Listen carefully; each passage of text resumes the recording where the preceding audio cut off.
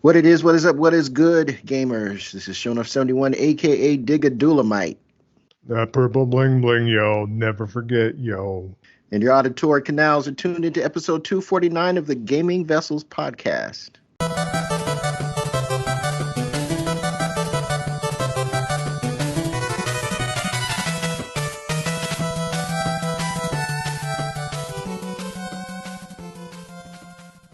And as usual, I am not in the digital studio alone. Along with me, I got my partners in crime. First on deck, Dez, aka the Bay Area Terror, aka the high-res lover / hater. That's me. aka the Cat Daddy, aka that gamer stepdaddy. What's going on? Hey, not much. Just again, as always, happy to be here, talk to all you favorite beautiful people. We got so much to talk about, so let's just get to it. It's crazy. All right. And of course, our show is a no-go without Trader Joe, aka Jabroni Chief. Yeah. But you might also know him as the Food Max of gaming, who can maximize your gaming dollar. How's it going, dude? It's going good. Wish list me for those likes and hits. No, it seems like it's what I've been hearing the last 3-4 days, just absorbing all this stuff, so that is the coin of the realm 2024.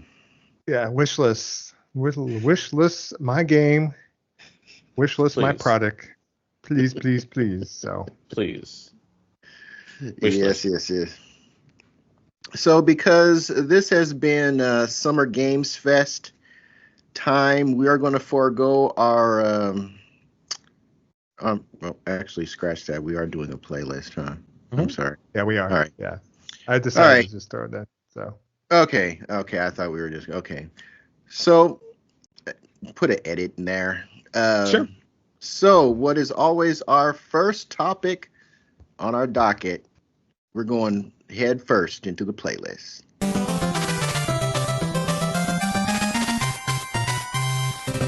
So let's kick things off with Jabroni Chief. What you been playing, bro? Usual stuff.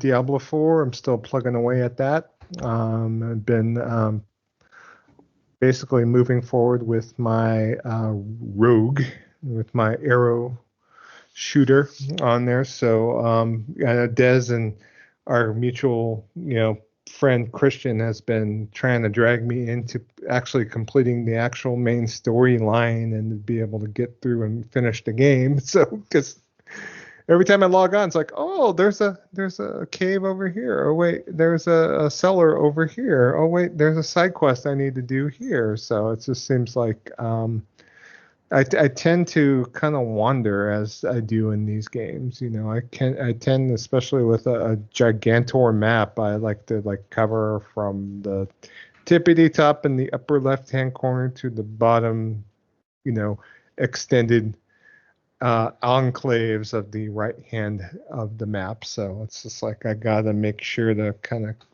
put those barriers up and to be able to keep my eye on the prize and not try to just graze off the entirety of the map. So that's how it's been going on there. So Diablo 4 is quite well. I've been enjoying the Loot Reborn patch, and I'm back in it to win it. So I think playing the rogue is like my preferred way to play for now on there. I might, after I beat the game, maybe pick another character class that I haven't tried before, because it seems like you've been mainly rocking the barbarian. I might try the magic at some point. So Tiny Teen is still plugging away at that. That's kind of been my, no multiplayer with that. That's a solo kind of chill at will kind of game. So still progressing my way through that. I still want to be able to go ahead and finish that game at some point, but kind of take it from there. We do have that challenge this summer that I need to, play some games, and we'll talk about that on episode 250 coming up. We'll talk about that and see what we're going to do for our backlog challenge on there. I also played a little bit of Earth Defense Force World Brothers, and so the more times I dive into that game, the more I've actually enjoyed it. Usually most EDF expansions are kind of just, butte, or, learning from like Iron Rain and Insect Armageddon from back in the day, that if it's not Sandlot, it's pretty much booty butt of the EDF. So, but this one's actually not bad. I mean, it kind of reminds me if you would have made EDF into a Lego game, basically. And, I went on a couple more maps and rescued more brothers out in the wilderness, and found a Swedish brother out there. So, which, with the appropriate, Swedish special attacks.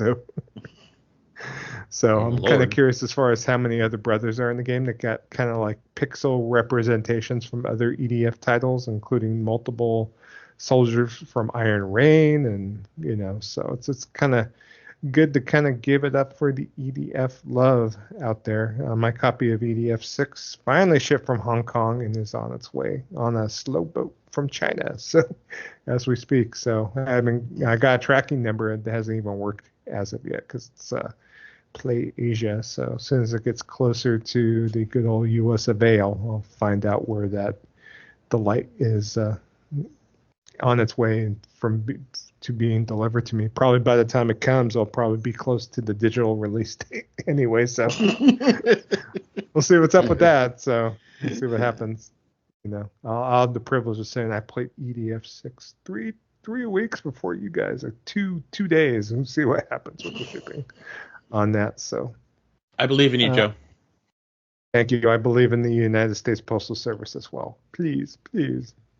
No, it's not the Postal Service yet. It's probably being shipped. It's probably on the boat somewhere. So that's what you get when you pay the free shipping over $100 from Play Asia. Guess what? You're not going to get it like in 3 days. Sorry. So, but that's basically been it for me this past week for gaming. Des, what you been up to? What you been playing?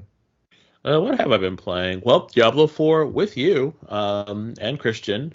It has been a lot of fun being able to run around with you guys and play. Yeah, I don't know what's going on. Diablo's coming with the fierceness. So we definitely got to talk about some stuff with the announcements and what's going on in Diablo. So yeah, been having a lot of fun getting back to it. I do think that they are hitting on all cylinders right now. So if they can keep it up, who knows? But yeah, at this point, I'm super stoked to be playing it, and I'm super stoked to be helping you, my friend, complete the campaign. I really want you to complete it. I really want you to experience the end, because I think that you would really, really enjoy it. And it makes what happens in the trailer for the new one for the new expansion, it really kind of helps, what you're seeing in that. But it'll be fun. I mean, I'm kind of guessing, but we'll have to see. Yeah. So. Yeah. So, I'm still playing Miasma Chronicles. I am towards the end of that game, so I should be beating it by the time we speak again. So I have really been super enjoying it. It is such a great game. Yeah, I really want to continue to play it and get it beaten. That way I can, close the book on it and go into something else. I have put out my 5 games. That I actually have 6 games that I kind of want to play and beat for our summer backlog bonanza. So and I even got a couple that I could play with Joe, because I know Joe really, really enjoys multiplayer games. I figured, let me get a couple of multiplayer games that we could play together. I think that would really, kind of help him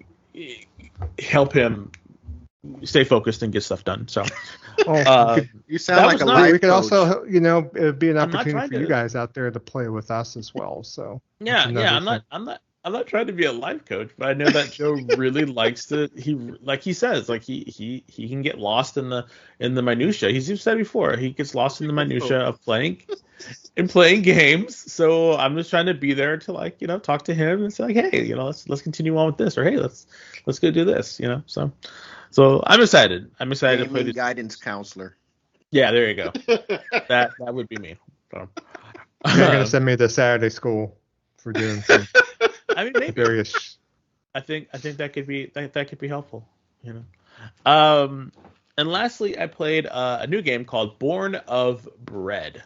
So Born of Bread is a Super Mario type game in which you are a sentient loaf of bread, and a baker in this castle kind of bakes you, and you pop out of the oven and you're naked, and he takes an apron and gives you clothes, and you go on this adventure to fend off these archaeologists. I guess were messing around with something they shouldn't have, and released these 7 or 8 demons, and there's this guy who's like the head of them, and you have to beat them all. So it's really fun. It's Paper Mario style, where you basically have to you have to hit the button at the right time in order to get stronger hits, stronger attacks, or to do other things that stops damage. So it's one of those things. And it's been pretty fun so far. The game is really silly. It does not take itself seriously. You're running around with your baker dad. He calls him Baker Dad and stuff. So it's really silly. It's a very silly game, but it's been fun so far, and it doesn't seem to take itself very seriously. And I can't imagine it being super long. So if you like Super Mario stuff, definitely check it out. It's on sale right now, I think, on PSN. So it might be on sale at other places, but I think it's on sale on PSN. So please feel free to pick it up. But it's been pretty fun so far, and I love that art style. The Mario, Paper Mario art style. I think that's a really cute aesthetic, and this is really kind of fun. And the characters that I'm meeting are really silly. So yeah, definitely check it out. I think you'll have a good time. But that's really all that I've been playing. Kev, I know Kevin's trying to beat us to the punch on this summer backlog, but although this one doesn't count, but tell everyone your fantastic news. It doesn't count because it came out in 2014. Sorry, 2024. It only counts in 2023 and after, or before. Oh, okay. Yeah, so this is technically not a backlog. But okay. All right. Yeah. All right. Well, yeah, I finished Dragon's Dogma 2. And it's Dragon's Dogma has never been known for its cinematic or engrossing storyline and or endings. So I got what they are calling the peaceful ending. At least that's the trophy that popped. Well, that's not bad. Up. Yeah, right. And it was just very succinct, very to the point.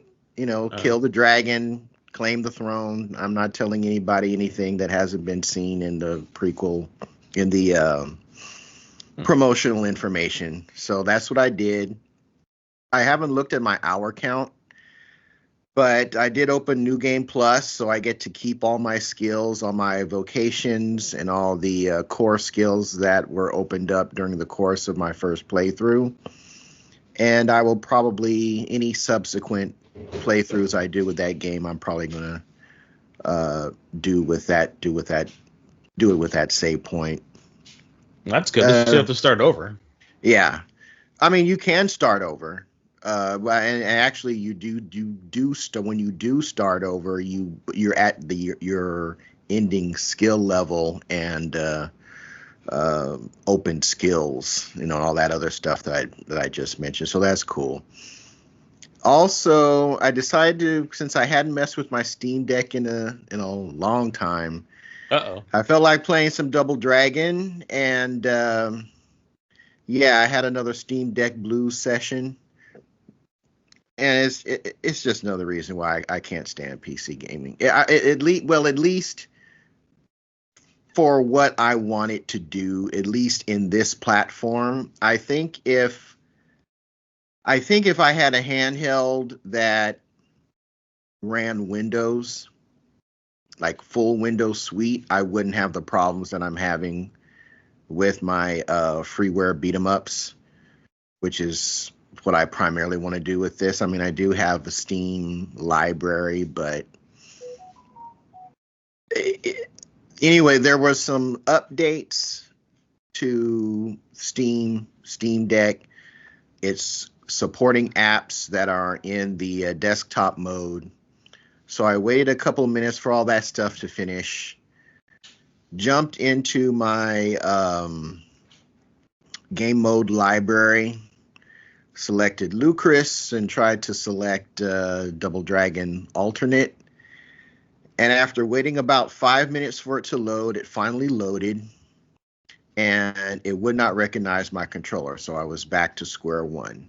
So the long and the short of it, what I wound up figuring out is, and this is why it's this. I don't know how y'all have the patience to figure this shit out. For Final Fight LNS, I can play that through my Steam game library. I still have to go through Lucris, which is basically putting me back into desktop mode, and I can play that fine. I haven't tested every other game, but it is like I had reached my patience limit by that time, so I didn't go and check everything else. What is happening after this latest update is Double Dragon Alternate kicks off about 5 or 6 different sessions of the same game. So I start the game and I just happen to notice it because the way the Steam Deck is set up, and I'm assuming it's like this in Windows too. It's been so long since I've used a Windows platform. It minimizes in the toolbar, and when you put the cursor on it, you can see how many sessions of that app are running. Well, Lucris kicked off about 5 or 6 sessions of Double Dragon. Why, I have no idea. So I have to go through and click these 5 or 4 other sessions off, so I can go back to the session that I wanted to that initially kicked off, so it can finish loading. So I did that, and playing directly through desktop mode, the game recognized my controller. I don't know what's different between playing through game mode, and which still takes you to desktop mode in Lucris, because Lucris does not have a game mode a user interface.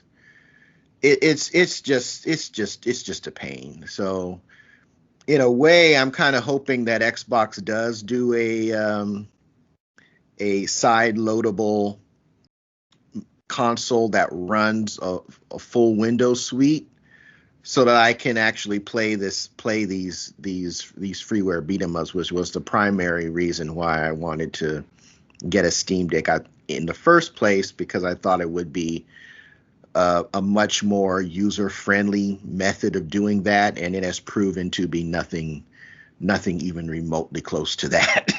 Yeah, it's usually much more frustrating than anything. Yeah, it's been something. So I could see myself trading this Steam Deck in on a simplified Xbox console if it's going to let you sideload Steam and actually have a working Windows OS on the side. I'm not going to go for one of the other handhelds that have Windows running on it natively, because I'm not going to spend. Even if selling the Steam Deck and putting it towards that, I don't want to spend that much money on it just to play some freeware beat 'em ups. That doesn't make any sense. The Oh. first gen like ROG Ally might be something to look out for because the ROG Ally X is coming out, and I know that the base ROG Ally is like only $400, and it's going down to $300, I think. So that might be a worthy I'm jump over to get to a Windows-based PC because in the end, Steam Deck is running that custom Linux firmware, and so you're trying to get Windows applications to run on it, and sometimes Linux and Windows Windows apps are just not going to get along. They're not going to get along, yeah. Yeah. But I don't understand what the difference is between running it in game mode and running it in desktop mode is if it's still Linux anyway. And some of the games run fine, and it's just frustrating. So I don't know. I may do that. I may wait and see what's going on with Xbox next console, and see what's going on with that. I think the Steam Deck is a neat piece of hardware. It's great for running Steam games, and all of my Steam games are old, like Xbox 360, PS3 era games, and I'm sure it does fine with all that stuff. I'm not gonna blame it on the hardware because it has to do with what these freeware games run on. It's just frustrating trying to get like the main reason why I wanted this thing to work and have it not working. But that's really all I've been up to gaming wise. So with that, we are going to jump right into the gaming news. We're going to forego the main event, and because we have a lot of interesting news that took place. So Jabroni Chief, you got the mic. All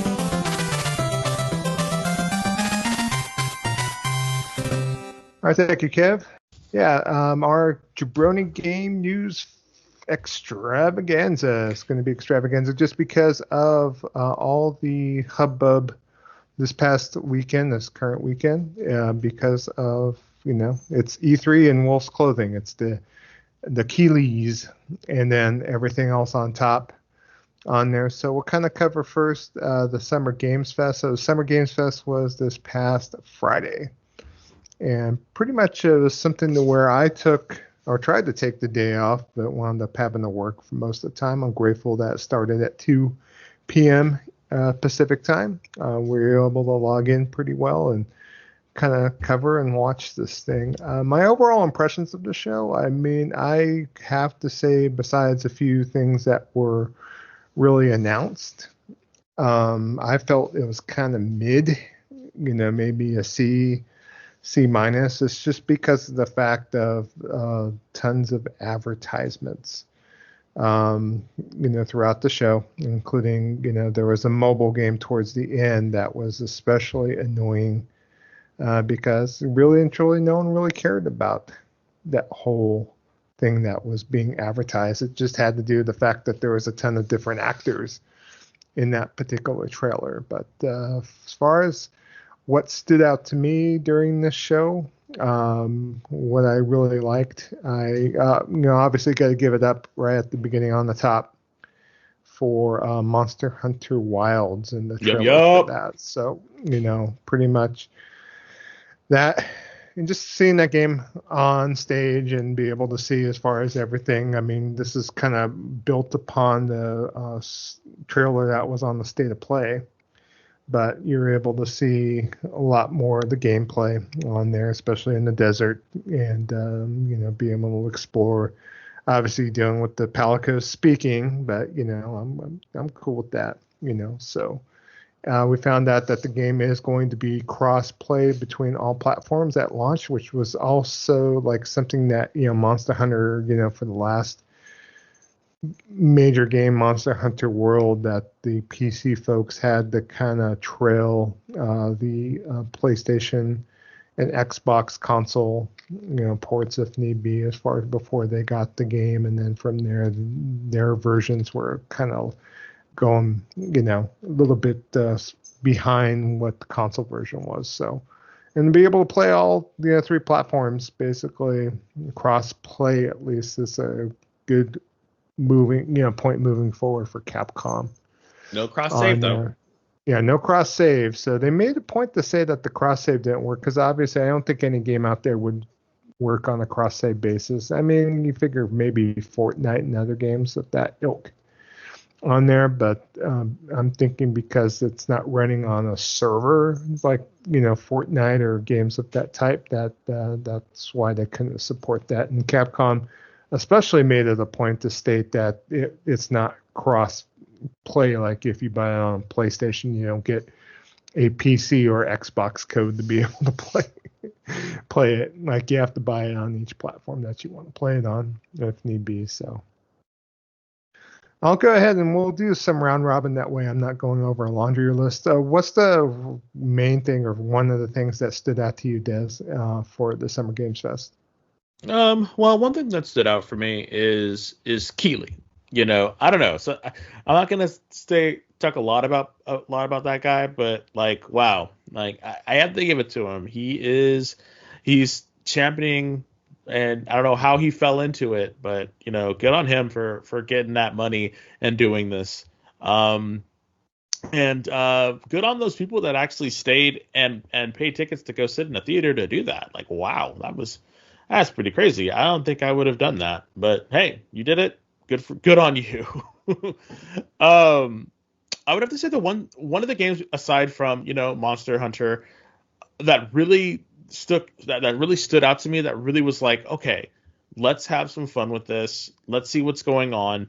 And I honestly have to say, and this is gonna probably sound a little silly, but the Mighty Morphin Power Rangers game, I actually thought that was kind of fun. Like I was like, okay, I see you,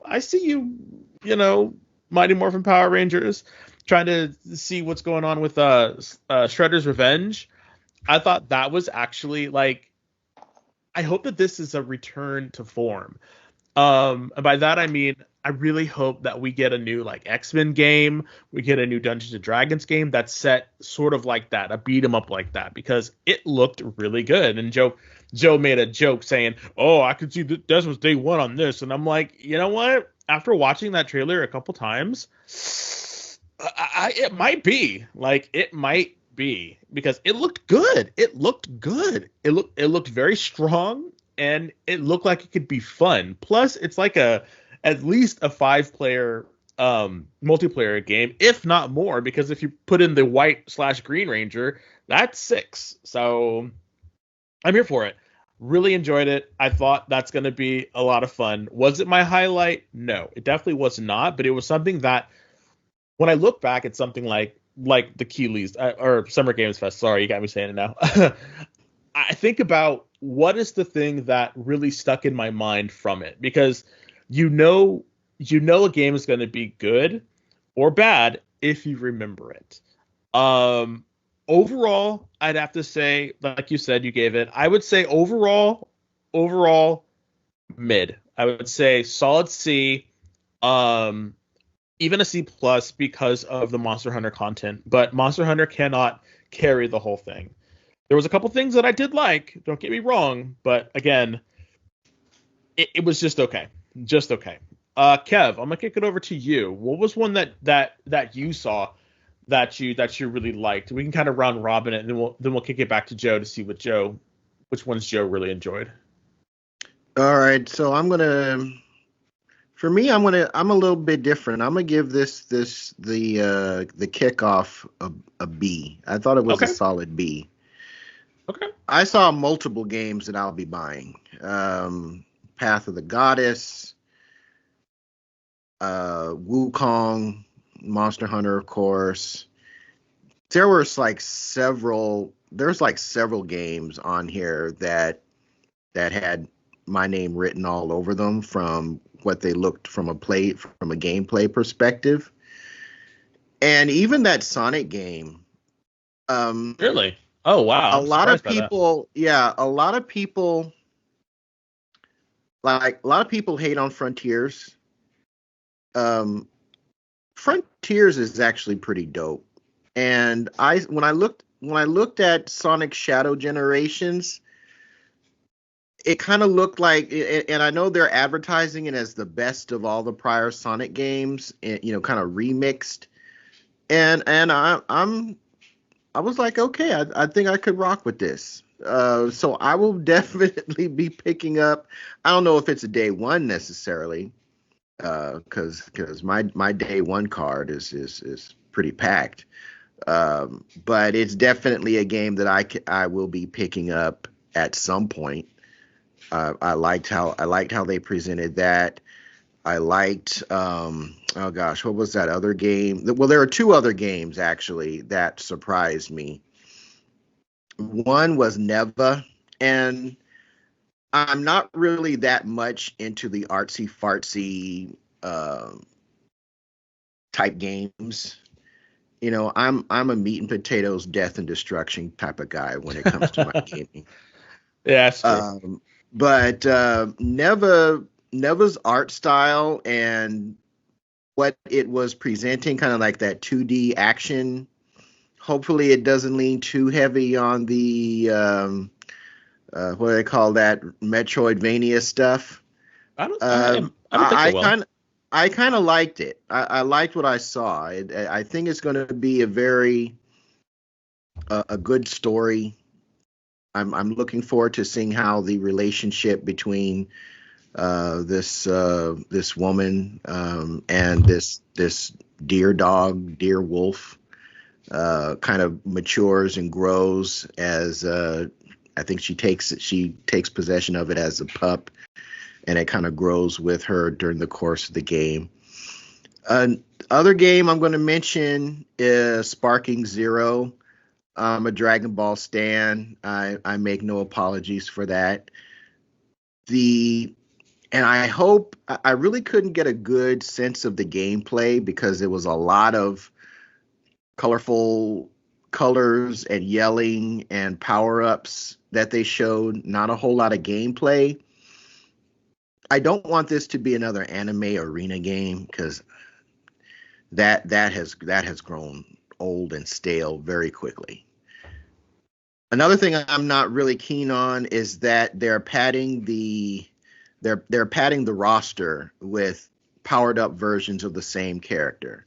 Like they're even breaking down Base Goku and Kaioken Goku into two different characters. It's getting to that point, and that's ridiculous. There's no need. That's absolutely ridiculous. The Budokai, the whole Budokai games in the past have been about monitoring your ki and using your ki to upgrade and power up during the course of the battle. And the fact that they're splitting Base Goku and Kaioken Goku as if they're two different characters, I mean, it's just absolutely ridiculous. I was hoping that they wouldn't do that. Something in the back of my mind said, "Of course they are. What do you think they're going to do? Yeah. Of course they're gonna split all these guys up."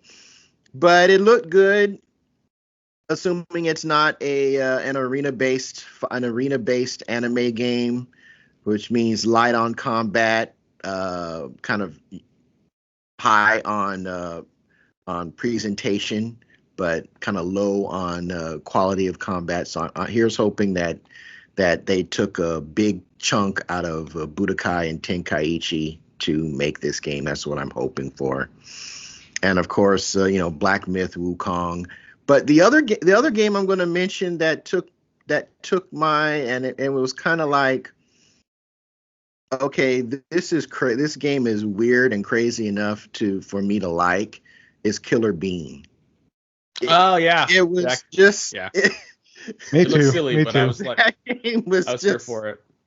That game is goofy and dumb enough for me to be like, all right, I'm rocking with this. A coffee bean fighting a bunch of in a bean world. Yeah. Max Payne the bean. I'm okay, yeah, sign me up. Yeah. So I saw a lot of stuff here that grabbed my attention. I saw a lot of stuff that I'm probably going to skip or at most wait until a sale comes to get it. But I was very much impressed with the games that I saw on it. Oh, cool. Okay. How I'll about go you? real quick because, obviously I didn't give my whole laundry list, and I'll go ahead and kind of cover everything else that I enjoyed from the show. As far as Lego Horizon, I'm probably not there day one. I need to play the Horizon games proper before even committing to a Lego rendition of it. That'd be ironic if I actually played the Lego Why? version first in Cliff Notes, but because I'd rather experience the game that's based on. Okay. So, you know. Also, too, like Kev said, Neva looked quite well. I like the art style for Greece. I think Greece was a artistically just fantastic game. Chris.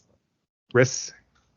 Okay. Thank you for the pronunciation No correction problem. there, sir. Helping you out, buddy. I'm here for you. Yeah. Of course, Black Myth Wukong is fantastic. So, we'll talk just really briefly. There was controversy about Black Myth Wukong because the Xbox Series X and S versions were omitted from the trailer, meaning that it's only coming out for PC and PS5 on there. I know that it was stated after the show that the X and S versions were not coming out because of the fact that Game Science stated that they wanted to get the Series S version up to their quote-unquote standards prior to releasing the Xbox version, meaning that they're going to take more time to basically get it up to their quality standards because they are required to release it on both Series X and Series S at the same time. It's the same thing that Baldur's Gate 3 kind of went through on there, and it really just kind of harms Xbox only console owners that if they wanted to play this game day one, because of the fact that especially if you own the Series X, you're just be sitting there waiting just because of the fact that they have to make it sure it runs on the Series S before releasing it. So we'll see what happens with that. There was also something stated because they announced a physical version of the game. And I think when we were watching during the live stream, I was like, oh man, I'm there day one. And, I would have been there day one, but the actual physical edition with a steelbook and other assorted items does not come with a physical disc. So I don't know how you guys feel about it. Do you feel like buying a physical, collector's edition without a physical disc is like a deal breaker for you, or? It's not a deal breaker, but it does make it kind of weird. Yeah. I don't feel like I really want to do that. It's like, why would I spend the money on something that I don't have like a physical for? But people do it. People do it. Sometimes because of what the various collectibles that they can get. So while it's not unheard of, and I don't like do what you're gonna do. Like, if you're excited for it, do it, get it, run it, do what you're gonna do. But I would just have to, think about it quite a bit before I just jump into it. You know what I'm Yeah. saying? Like I need to know a little. You got to really throw some stuff out there for me. You just really got to throw some stuff out there for me. So I don't know. This seems weird. Yeah, that's a hard pass for me. To me, that's buying a physical edition without the disc is like going to the dealership buying a car without the engine in it. It's like, well, why am I getting this? I'm getting all this I'm getting the box, but I don't have the disc. That's just retarded. So I will just be downloading this directly from the PlayStation Store. Yeah, I'm not going to waste my time with the steel book, and if I don't have anything to put in the book. Yeah, it just seems it just feels bad. Yeah, And big feel bad. I mean, I get it. I think they say something about them being a small team and going to press for discs would have cost too much money. It's like, okay, I can understand that, but y'all have had a whole lot of time between now and when this game was first announced y'all could have been done said that this is going to be downloadable only. And I don't think there would have been an issue. There has to be more transparency in the messaging with these companies and their customers. Because I was deaf when I saw all that, super the greatest stuff. I was like, okay, I'm not a big proponent of statues and all that other stuff when it's attached to games, but I would have sprung for the Steelbook myself, and I'm by no means a Steelbook aficionado.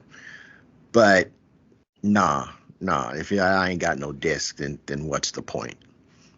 And speaking of physical discs too, I mean, it's probably not on any of our list, but there was an announcement for the latest expansion for Alan Wake 2 at the Summer Games Fest.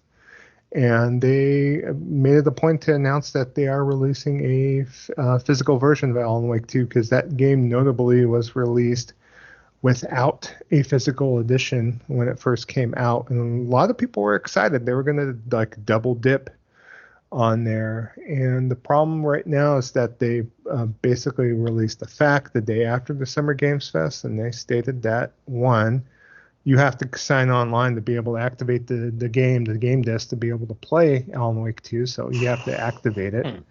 Two, that the actual DLC, the Night Springs DLC that just came out as of Saturday on June the 8th, basically is not going to be on the disc. So you basically are releasing a physical edition of this game, and the part of the content that's included as part of the package is going to be a downloadable code. So yeah. So then what's on the disc then?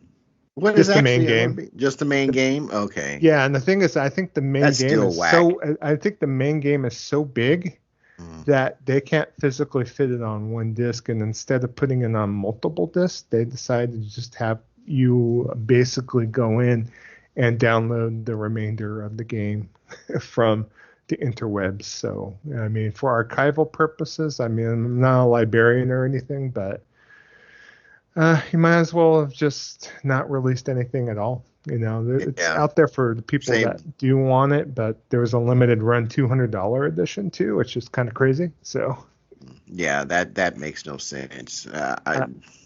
Yeah. So, I mean, yeah, it's weird, huh? It's weird. I'd be interested to know how much these companies are charged for pressing discs in 2024.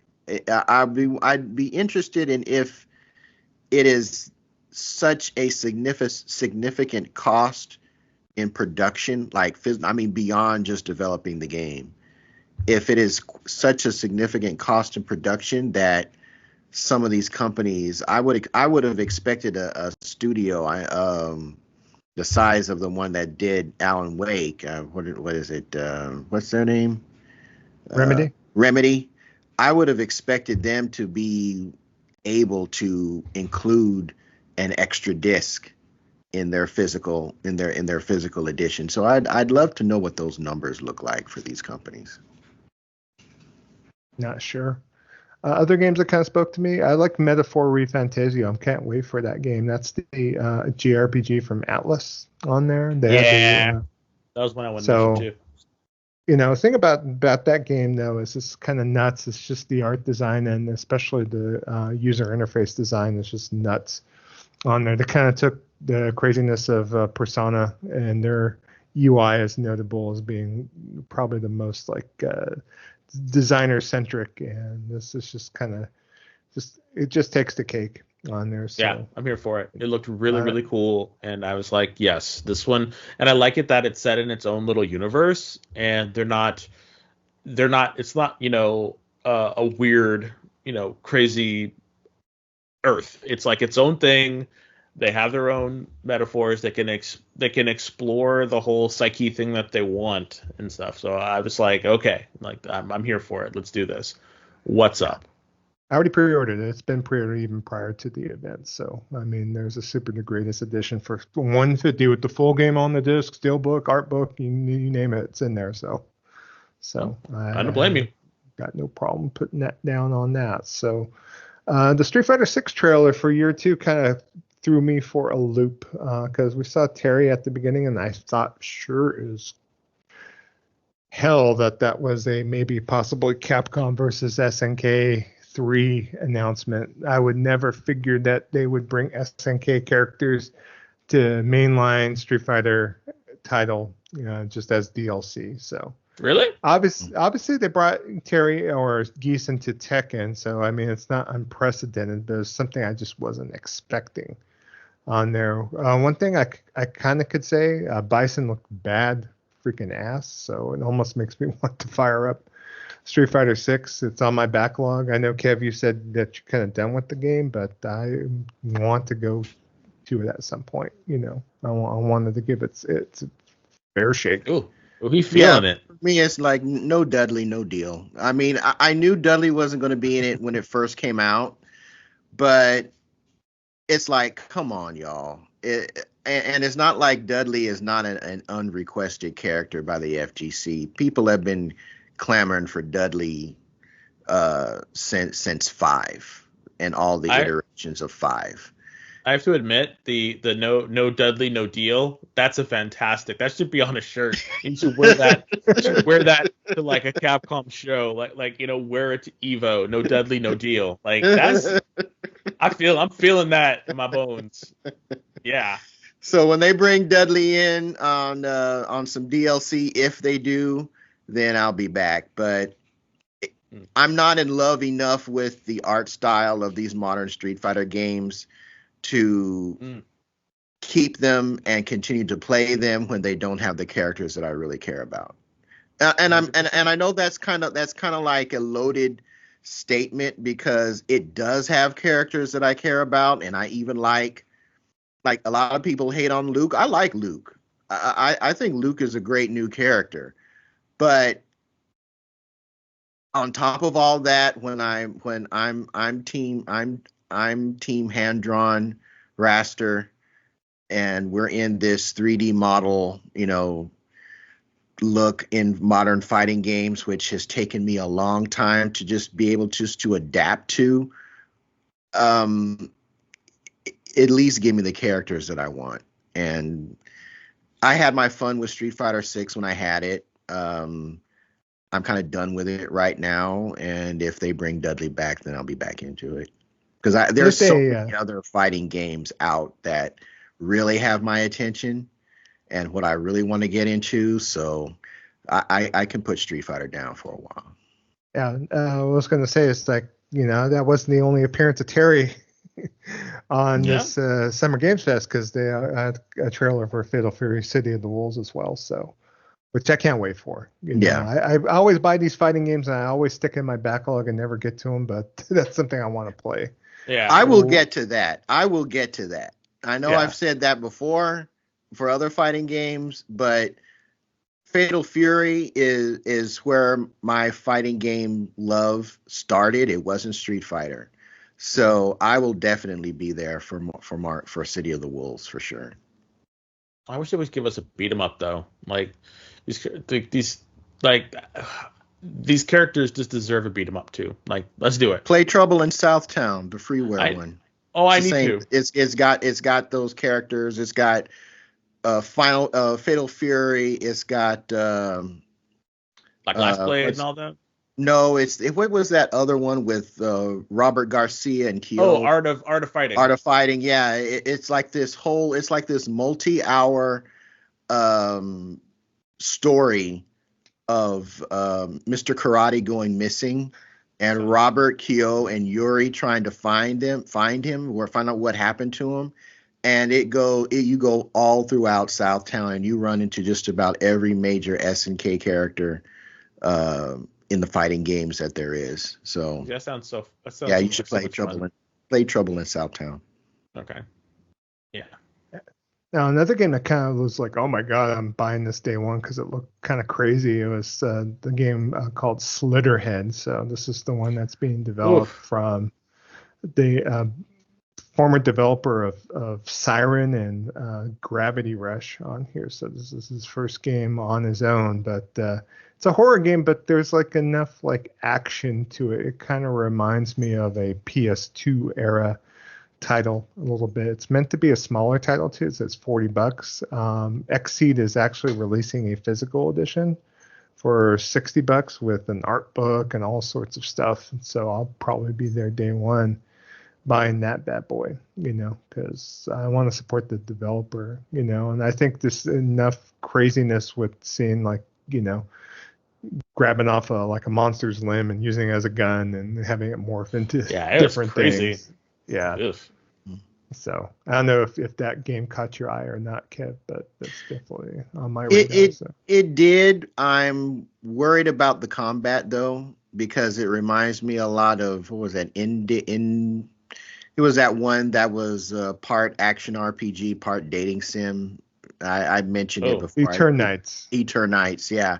Eternights combat sucked, but it looked good in presentation. And I'm seeing some similar actions and frames to that. So I will have to wait and see and actually get a clear perspective from some gameplay on YouTube or something before I jump in whole hog. Yeah. But it does look interesting. One game that was just a trailer, but I was impressed by the trailer, and I've been keeping an eye on the game, is The First Descendant. So this is a third-person shooter coming from Nexon, and the people that have been into the closed beta, they described it as a cross between like Anthem and Destiny a little bit. So there's kind of those vibes to it. So so as I heard those kind of comparisons, it kind of perked my ears up a little bit, so. And you can play it solo. It's not meant to be just a free-to-play multiplayer title on there. So I'll have to see how that comes about and see if that scratches that itch for me. And that pretty much, I was kind of interested, like you stated, Kevin, the Kunitsugami, but that's coming out on Game Pass. I'm still kind of curious about, because I even know it's hack and slash. It is tower defense, and so since it's tower defense, it's something new for me. I also enjoyed seeing the Hyper Light Breaker trailer, so I think that game looks cool. Yep, it's a multiplayer too. Yeah. I'm gonna give it up. I think at least the trailer looked really good. The latest Pal World expansion.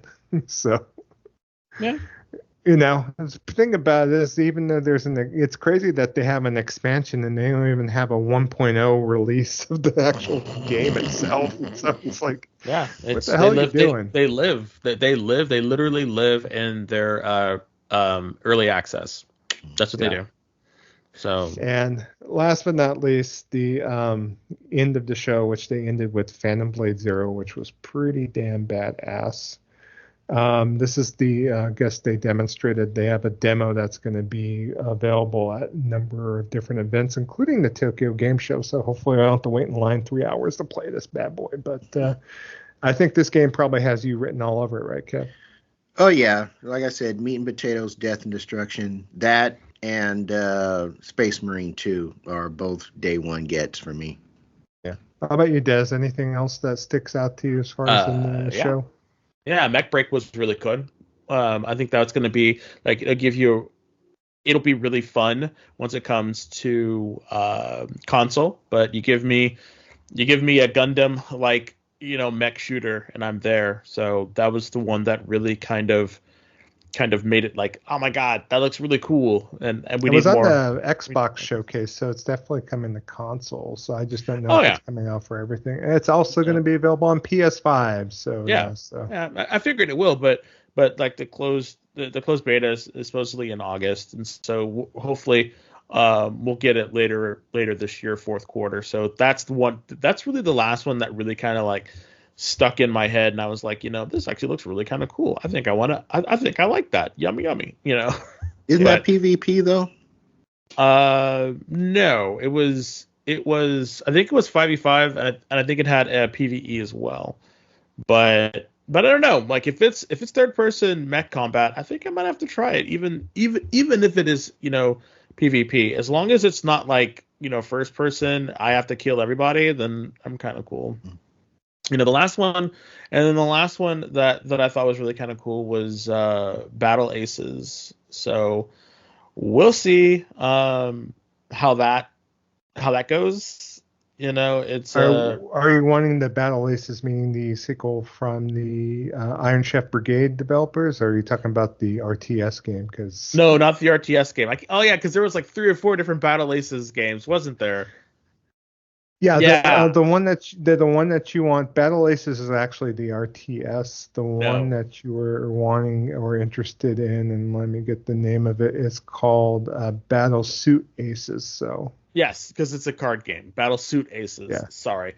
But yeah, that's the one that I liked, and we're going to talk about that a little bit later, but it's from the guys, it's from the studio that brought us Chef Battle Brigade. Shop. Yeah, yeah. Yeah, and I played that for quite a while. So yeah, a lot of indies are coming our way, and that's another thing we're going to talk about, you know, in here a little bit sooner. But that's pretty much all I had.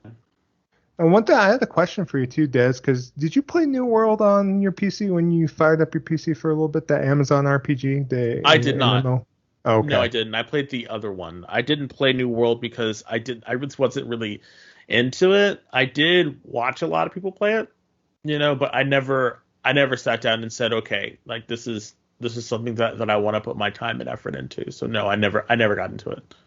Yeah. I'm kind of curious Um, because I know they announced it for consoles. Just I don't know as far I as noticed that too, and I was like, maybe now's the time to take a look at it. I heard it had a bit of a troubled early access because stuff was like missing and things were kind of weird with it. But hey, here's the time. Hopefully they fixed all that. Now it's coming to consoles. So I definitely will try it when it comes to consoles. But I don't know. I don't think I'm going to stick with it because it's got those. If I remember correctly, it has those survival elements that none of us are really kind of into. So we'll see. yeah, we'll see. All right. Next kind of showcase we watched together as a group was the Guerrilla Collective. So this was something that me and Kev, we watched like the day afterwards, and so there was a lot of different games that were announced at this conference. A lot of indie titles too, and kind of have to give it up as far as because at first I thought the presenter was kind of a little bit whack. He kept using all these like Those terms, fresh, huh? dope, like slang. Got to get in your bag, huh? Yeah. You don't want to get in your bag, Joe. Is that it, Joe? Huh? Gotta keep it real, yo. That's old school. People But want you to get in So your bag. so is dope, which kind of made it even weirder because only old black folk like me say dope. You don't really hear Yeah, too many younger folks say dope anymore. you don't. Uh, So it was interesting. yeah, there's a lot of trailers though. I mean, there's a lot of I love the fact that this show was at least a little bit more segmented. So they had a block of like RPG trailers, and then they have a block of Oh yeah. strategy, so Oh on and yeah. so forth. So The way they broke it up much better than ones that I've seen before. Like yeah.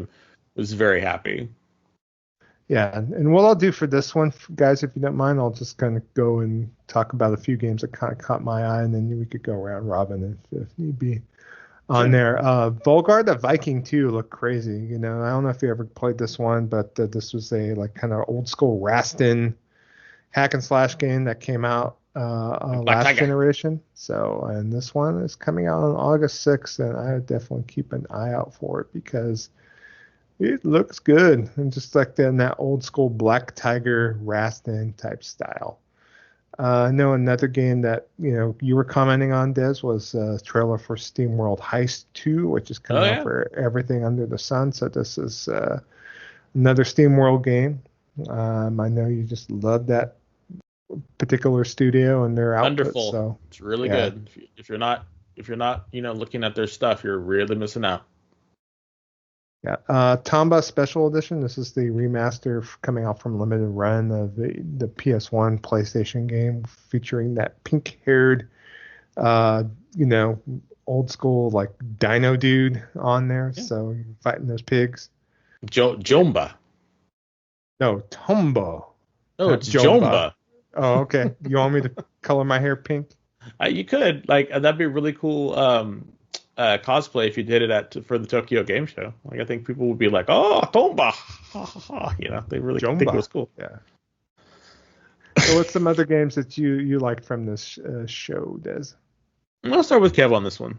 What were some of the ones that you liked, Kev?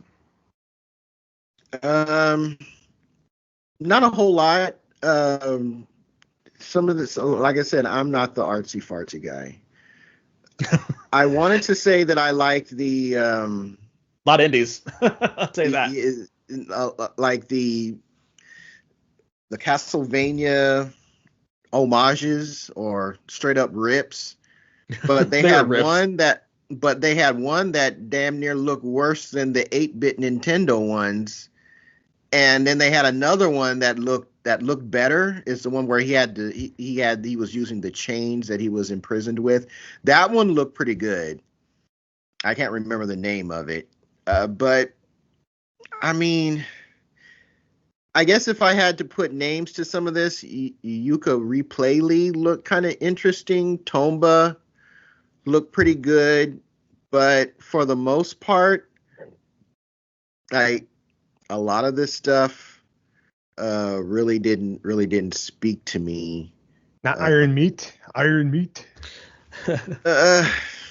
I think it's more so the fact that like these are all mostly indie games. Number one, which is no disrespect to indie games, but it was just like you're like, how is like none of these are making me think that I need to have like the greatest CPU and graphics card. And I thought about that and I was like, you know what, you're right. It's like I mean, it's like I'm the PC master racist that used to talk bad about me on Twitter when I actually was on Twitter.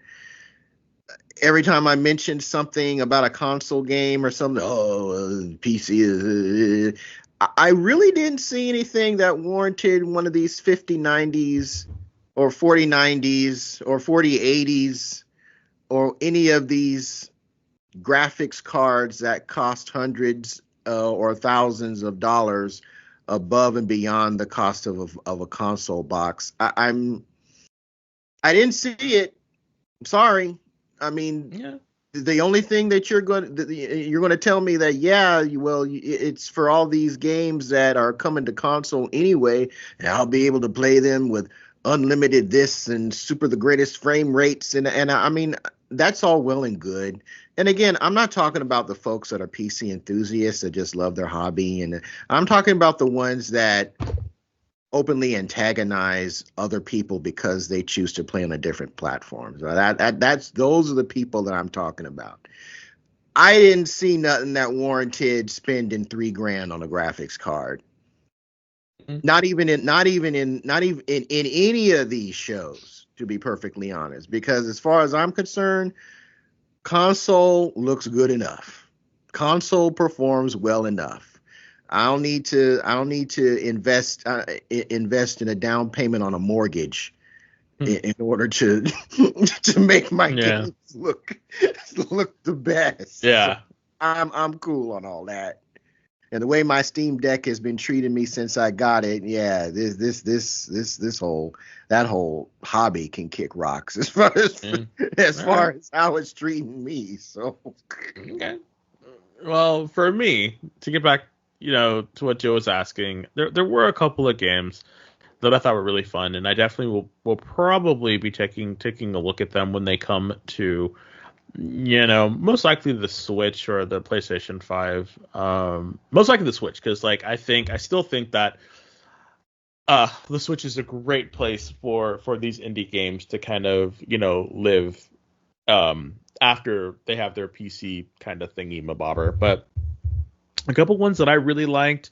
I guess I'd have to start off with Toxic Crusaders because I'm a huge Toxic Avenger fan. So seeing that and having it be another, Turtles in Time side-scrolling beat 'em up, I thought, okay, this is fun.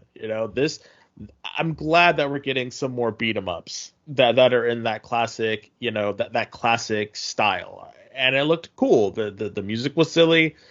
It just looked fun, and it didn't ask for much from you. And I can't imagine this being super costing a lot of money. Like I was looking at that and I was just like, I immediately was like, okay, I can definitely look at this and be all like, let's do this. Another one that I thought was really good, and you can add me if you want, I don't care, but Ethermancer looked fun. It's a roguelite. There's a ton of roguelites. That's like what you see nowadays. It's a roguelite monster gathering type, monster battling type of a game in which you start a run, you pick up monsters, and you can fight with your monsters, or you can have the monsters fight. But once all the monsters die, you're done. So I thought that was pretty fun.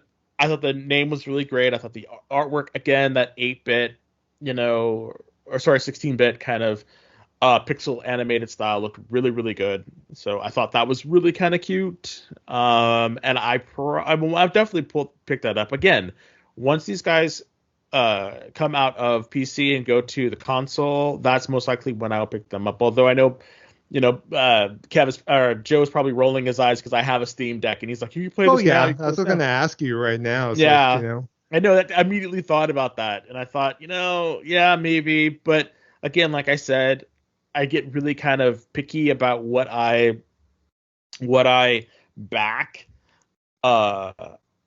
That's an early access, because sometimes a lot of these games don't come out of early access, and I get kind of like, I spent my money on this. What's going on? But however, one of the things that I saw in this Guerrilla Collective, and especially when people were talking about, the talking heads were talking like Day of the Devs, and thing we're going to talk about, I think indie creators are I don't want to say falling off. I think people are still doing it. It's just they don't. I saw a lot of people, these people in these shows, asking for people to submit their games, submit their stuff. So, we need more indie games, and so for that. Oh, and how much wish listing something on Steam really helps out the aggregate or the whatever is calculating all this stuff, interest, the algorithm, basically. Yeah, the algorithm and the interest and all that stuff. So sometimes I'm thinking, okay, maybe I need to get past my biases and just actually start at least wish listing these, and then actually buying them in order to support them while they're doing it. So it's that tear that I have, paying to be a tester, beta tester. It's kind of like I just have, for something like this or an independent game that's only maybe has a studio of like maybe 5 or 6 people, that could really help them. So again, yeah. I'm really thinking about changing my thought processes around that. A couple other games that I really thought was really. Oh, go ahead. I'm sorry. Yeah, me too. No. Yeah. One of watching all these indie showcases and the wish list. I mean, I was wish listing like crazy. Mm-hmm. Kind of makes, for me, I have a list of games that I saw that I could go to at any point in time to be able to say, oh, that's that game, so on and so forth. Yeah. So, and it's made me really think, okay, maybe buying physical is not the end all be all, especially on these small indie games. I definitely support these developers by buying day and date once the game is launched versus waiting for a sale or something. So yeah, and then picking it up later. I mean, a lot of them are only like, a lot of them are under $20. So yeah. So 2 other ones that I want to talk about: Demon School. What I'm seeing about the game is great. It looks like it's coming out finally Q2 this year. I've seen that multiple years at PAX and everything. So to have it finally be coming out is really kind of cool. And then lastly, Wizards of Legend 2. That I played the first game with Joe. The game is great, and it looks like they took that game and added even more to it. So I am definitely here for it. So I really liked this series. I really liked this one. And if we're giving a rating on it, I mean, I don't think we are, but I think we need to. But I really enjoyed this particular one a lot because of the indie focus on it. And I could definitely go back and be like, these are some games that I really, feel passionate about. And I honestly think that this was better than Day of the Dev, sorry, only because Day of the Dead always seems to be a little bit more, and please don't take this the wrong way, but it always seems to be a little bit more hipstery and pretentiousy, a little bit more, they're like too cool for school type of folks like this guy, but I don't know. They really showcased a lot in this, and I really enjoyed what I saw. So yeah, Yeah. this was definitely a highlight for me. Yeah, me too. I mean, it's meaty. There was enough variety there. A few other games that kind of like I enjoyed. I'm surprised. I don't know what your feelings about this, Kevin, but that Ninja Slayer Neo Saitama in Flames, just like that, just crazy over the top manga side-scrolling beat 'em up. I mean, obviously we didn't get to see a lot of gameplay on that particular trailer, but just the whole motif is just nuts to me. So Yeah, yeah, I would have liked to have seen more gameplay, but yeah, again, I'm not going to give this a score because I'm not really an indie guy. So for me, giving it a score would just seem kind of weird. So I would say is just that maybe I saw one or two things. I will say that what was that?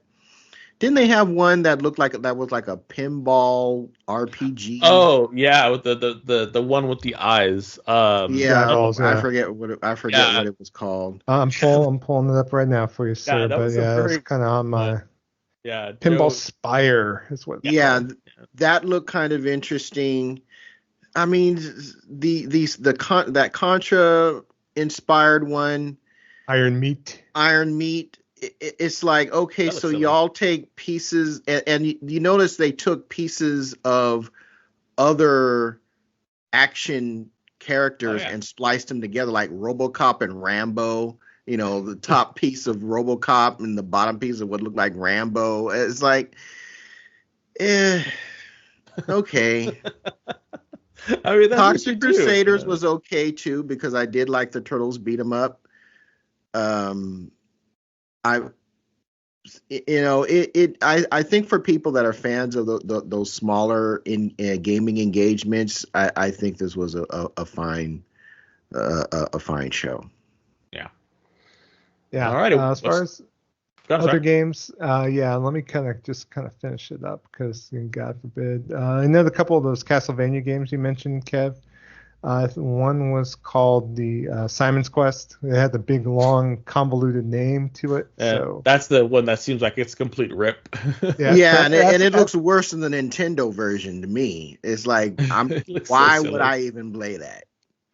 I like that developer though. It's this pretty much developer called Retrowave, and so they do like a number of. We saw their booth, Des, at PAX last year, and so they did that one Crime City game, which basically looked like a cross between Shatterhand and Bionic Commando. So yeah, that thing looked crazy. Yeah, so I mean, got to give it up because when I played that game, at least at PAX, that it played exactly like a old school 8-bit NES game from way back when. So that's the one of the Castlevania rips is called the Transylvania Adventures of Simon Quest. So that's what it's called. So yeah. And then the other one, which was kind of cool, which had a little bit more to it, it basically showed a little bit more of the kind of whip gameplay, kind of similar to like a Bionic Commando type. And it's like Beyond the Ice Palace 2 was the other one on there that straight up looked like, they took straight from the Castlevania design doc and just decided to go crazy with it. So I'm here for it. Bring it. Do your worst. So it's just, and then or your best. Last but not least, that one game, this is called Final Night, which used Capcom sound effects, like the coin insert sound effects on a number of different games. And so that kind of raised my eyebrows. It is a party-based RPG that also supports local co-op, but if you're playing solo, it kind of runs almost like an auto battler, which was kind of nuts too. So imagine playing something like a side-scrolling like D&D Capcom like action RPG, but like kind of playing like Vampire Survivors just on the side-scrolling mode. So it's just like I am going to check out that demo because there is a demo for it right now with the Steam Next Fest, and I'll let you guys know next episode as far as how it plays on there, kind of go from there. So I would love to hear about it. next conference we're going to talk about is another small indie conference that we watched together. It's called the Future of Play. So, and this one wasn't as good as the Guerrilla Collective or even the Day of the Devs on here, but there was a few things that kind of, caught my eye at least. I'll kind of go ahead and give a couple here from here. Of course, the remake of Yooka-Laylee called Yooka-Playlee looked pretty good. It's a remaster of the first Yooka-Laylee game. Also to the game that they had in the lead up to the beginning of the conference, Alzara Radiant Echoes. It's like a JRPG game that they even got Sakuraba to be able to compose some titles for, but kind of definitely looks like that great inspire like 16-bit RPGs that I know and I love. So on here, was there anything else that stuck out to you, Des, on this particular show that we watched? Well, we got to see more of Battlesuit Aces, so which we saw that on two separate ones, right? Or was that the? Did. Yeah. That so was also on the Summer Games Fest. Yeah, really briefly. Yeah, so. I saw that one and that was kind of cool. Again, it was a lot of the same. Some of these I actually have already seen because they're on their demos, and so I watch a lot of streamers, and so a lot of streamers will come through and will play these games. So, I mean, there really wasn't all that much that really stuck out to me, and that's fine. Not everything has to be a hit out of the park. So, but I mean, maybe Alzara Radiant Echoes was another one that I thought was kind of cool, as it's a JRPG inspired, game, and I really like those sort of. I mean, I kind of like games like that. These sort of like throwbacks that use RPG Maker from Kemco. So yeah. So I mean, it definitely didn't look bad, but there was nothing really that kind of came in and like made me sit up, like say Chroma, like that looked interesting because it looked how funky it is, but I'm not going to play it because I don't really like psychological like horror games like that. So more power to you if you're doing it, but for me, I didn't really see anything that really, stuck with me. If anything, this is the one that I think I fell asleep. You did? Okay. I think the first game they showed was kind of crazy. It was like a really pixelated 3D like Metroidvania game with like the guy riding the bike like Akira. Yeah. No. I think there was a couple things, but nothing really stood out that made me be like, oh my god, I have to get this, and because a lot of these games I had seen already because a lot of them are in early access or they have a demo out. So with this particular one we watched together, Kev, that kind of stuck out to you? Wasn't there like an arcade space shooter, like a 3D space shooter, looked like a jet flying through space shooting at a bunch of stuff? Was that in this one? It was part of I think it was part of the reel, the quick reels. Oh, the sizzle reel at the end. The sizzle reel, yeah. I can't remember the name. That one looked kind of interesting because it kind of put me in the mind of Chorus, just like with brighter colors and a little less detail. But yeah, that was really the only game that kind of stood out to me that I saw through this. Okay, good deal. Well, next thing we'll mention real quick is Day of the Devs 2024. So me and Des happened to watch this. I don't think you got a chance to watch this, Kev. Probably not up your alley anyway on here. No. But, basically this is the curated indie title. So there's a lot bigger focus on the particular titles that they were focusing. A lot of appearances from developers and whatnot on this one on there. So... And a couple that kind of stood out to me, at least, that are going to be day ones for me, is that Screenbound game, which basically you have like a Game Boy device that you basically have a game running on. Oh, that game. And then you're... Oh, yeah, I watched that with you. That game. Ugh. I don't think you saw this because that Screenbound was on a couple of No, different I watched conferences it. actually. I So. watched the one where you're walking around and you're using the Game Boy, and Yeah, that's how you move. Yeah, I saw that, and I was like, oh, like I would get in trouble with that one because yeah, I remember that one, and I don't know, like it could be fun, but oof, yeah. oof. Another game from the Day of the Devs I kind of, got to see. It was shown during the Summer Games Fest, but I was kind of poo-pooing it. But it's from the developers from France, the Game Bakers, the previous developers of both Haven and Fury. It's Yeah, called Cairn on here, but it's a mountain climbing game, and it looked kind of interesting to me. I like the art style too that was on on a there. couple So different things, yeah, and like it it's was on all Summer about Games Fest. Yeah, yeah, it's all about you climbing a mountain, and I don't know, like games like that.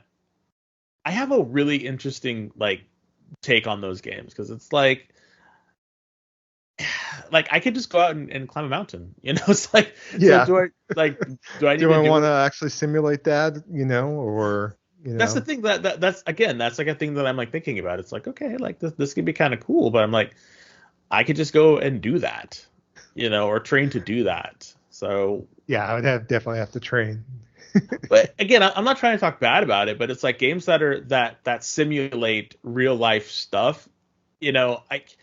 I don't know. It's just interesting. Like that packing game they showed. Where you basically unpack and put things away. And I honestly think about that must be like written or made for people who have like really bad OCD or something, and this or something that just in their mind they feel like it's fun or soothing to like put stuff away or put stuff in its right place. So like more power to you. If that's you, but wow, like I never really it just games like that I don't know if they're for me or not, and that's fine. Yeah, Not a little to everybody's the for left. Yeah, yeah. So because I was just looking at it and I'm just like this just seems really like wow. So yeah. Now the main game from the Day of the Devs that really is like, oh my god, I gotta play it. I'm gonna buy it day one. Is UFO 50. So UFO that 50 game.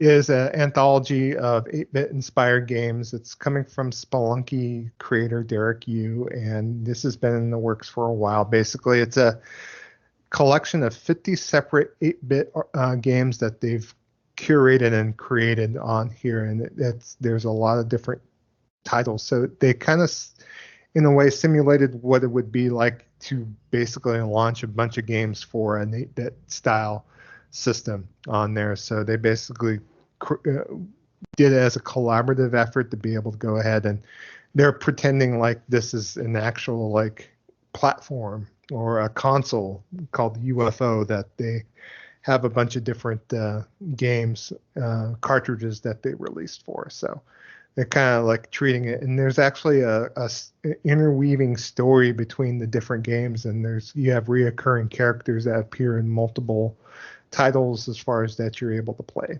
So I'm kind of curious to see what those kind of shared threads are, and as far as how the plot lines from the different games that are played. And I guess there's some that do have multiplayer too, including co-op and versus play as well. So I always like 8-bit style games. I was there at the beginning, so I think someone's curating a compilation of 50 entirely new 8-bit, 16-bit inspired games. I want to check it out. So it kind of spoke to me. So Yeah, that but was interesting. I looked at that and I thought to myself, okay, so they basically said, so y'all like emulation, here you go. yeah, I It's know. like, and that's literally what they did. They created a a system that has these games that you could play. And like I'm all here for stuff like that because it's so silly. Why would you like want to do that? And at this point it becomes a like why not? Kind of situation. Like if you have this acclaim, and you can do this, well then why not? So this is what happened, and I'm kind of here for it. I just want to see what's gonna look like. Like I'll definitely purchase this and take a look at it and see what's Yeah, going on because according to the it looks story, banana. bananas. According to the story of UFO 50, these games were all created by a fictional 80s video Yep. game company that was obscure but ahead of its time. So it's kind of funny. Yeah, So that's the theme. Like that is their what do you call it? Their core idea is that. And I was like, wow, okay, yeah. sure. They say that the JRPG that's included in this is going to have hours of gameplay to it too, which is nuts. So Yeah, I think the other ones most likely are probably just smaller like indie games that they were doing, maybe. yeah, some are small arcade style games, but there are other that have large open world adventures. So I'm kind of curious to see what all the different genres that are available. So It's so crazy though. It's crazy. Crazy. All right, so I don't think you got to see that one, right, Kev? No, I didn't. I They had just like remember appearances some from of the. the guy that runs Double Fine. I'm trying to remember his name. Blah, blah, blah. It Tim would make Schafer. you would have fell asleep. Oh, Yeah, you would have fell asleep. Yeah, this was like cozy games and crazy French people and stuff. So yeah, it was. Yeah. I'm good on all that. Yeah, All right, I think, so last but not least, though, last conference that kind of capped off this weekend was today's Microsoft Xbox Games Showcase. So, wow.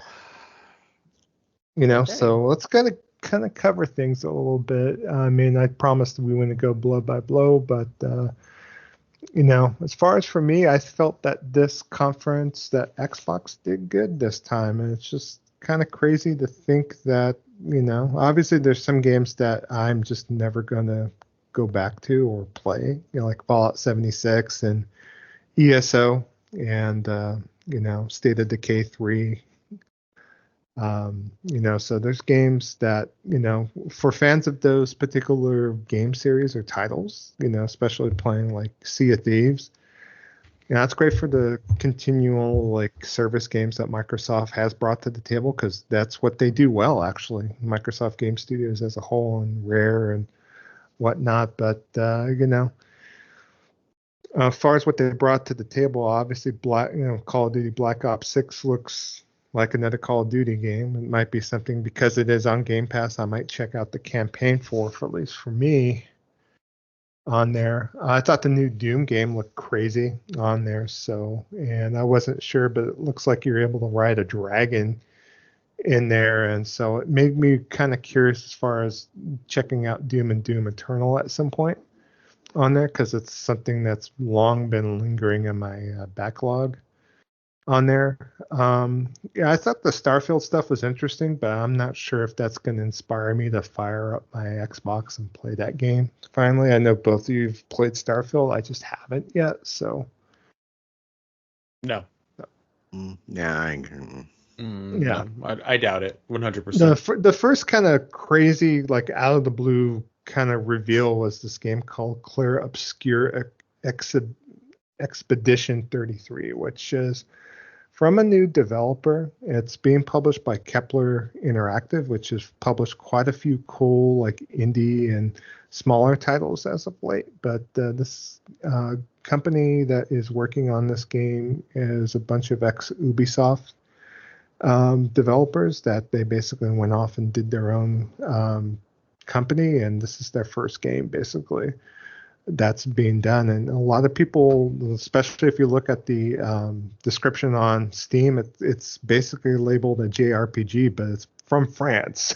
So kind of gave me some like Persona vibes with the kind of UI again, like, with the Metaphasio, same thing on there. The graphic fidelity kept going back and forth between the, CG and actual gameplay. And man, I was just like kind of blown away by it. So, did either of you two enjoy that particular reveal as far as that particular title?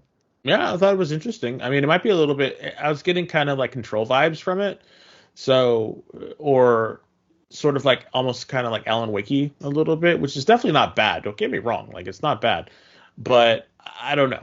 I gotta look at that and be like, okay, how are we doing this? What's this game gonna be like? Is this gonna be rickety wackety crazy stuff, or are we actually gonna be doing stuff? So that's where I gotta be at. It's kind of where I'm at. But it didn't look bad. It didn't look bad. It looked fun. Yeah. One thing that, because it's on the Xbox game showcase, so you're not going to know if it's coming out for other platforms. This game's coming out for everything, PC, PlayStation. So it's there for you just in case if you are not in the Game Pass Ecosystem. There you go. Yeah. Yep. So, South of Midnight, I thought looked cool. This is from Compulsion Games on here. I thought the stop motion kind of graphical style of the CG going into gameplay was kind of odd. It's definitely a choice. So yeah, it's a learned thing because again, like I said when we were watching it, they're really trying to capitalize on that Miles Morales into the Spider-Verse kind of thing, and it looked a little almost like it was like yarn in some aspects. I thought it looked good though. Like I was like, okay, I see what you're doing, Xbox, and this is not that bad. So yeah.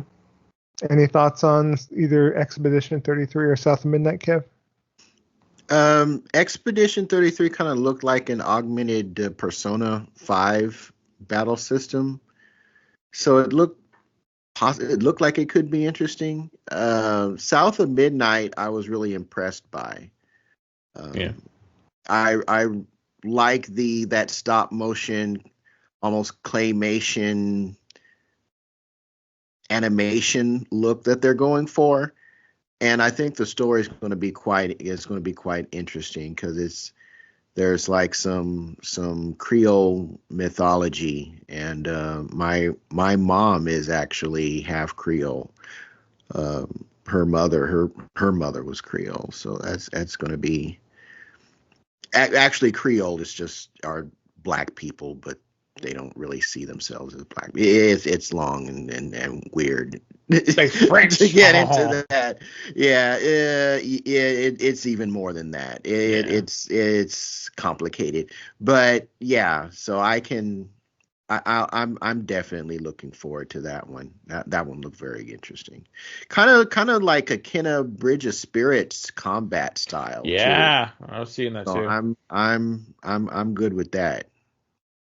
Yeah, Kenna Louisiana Mhm. style. So, but next trailer that I liked was the Metal Gear Solid Snake Eater trailer. I don't know if they call it Metal Gear Solid Alpha Snake Eater or not because of the A, but I'm kind of curious how they're going to pull this off, especially without Kojima around.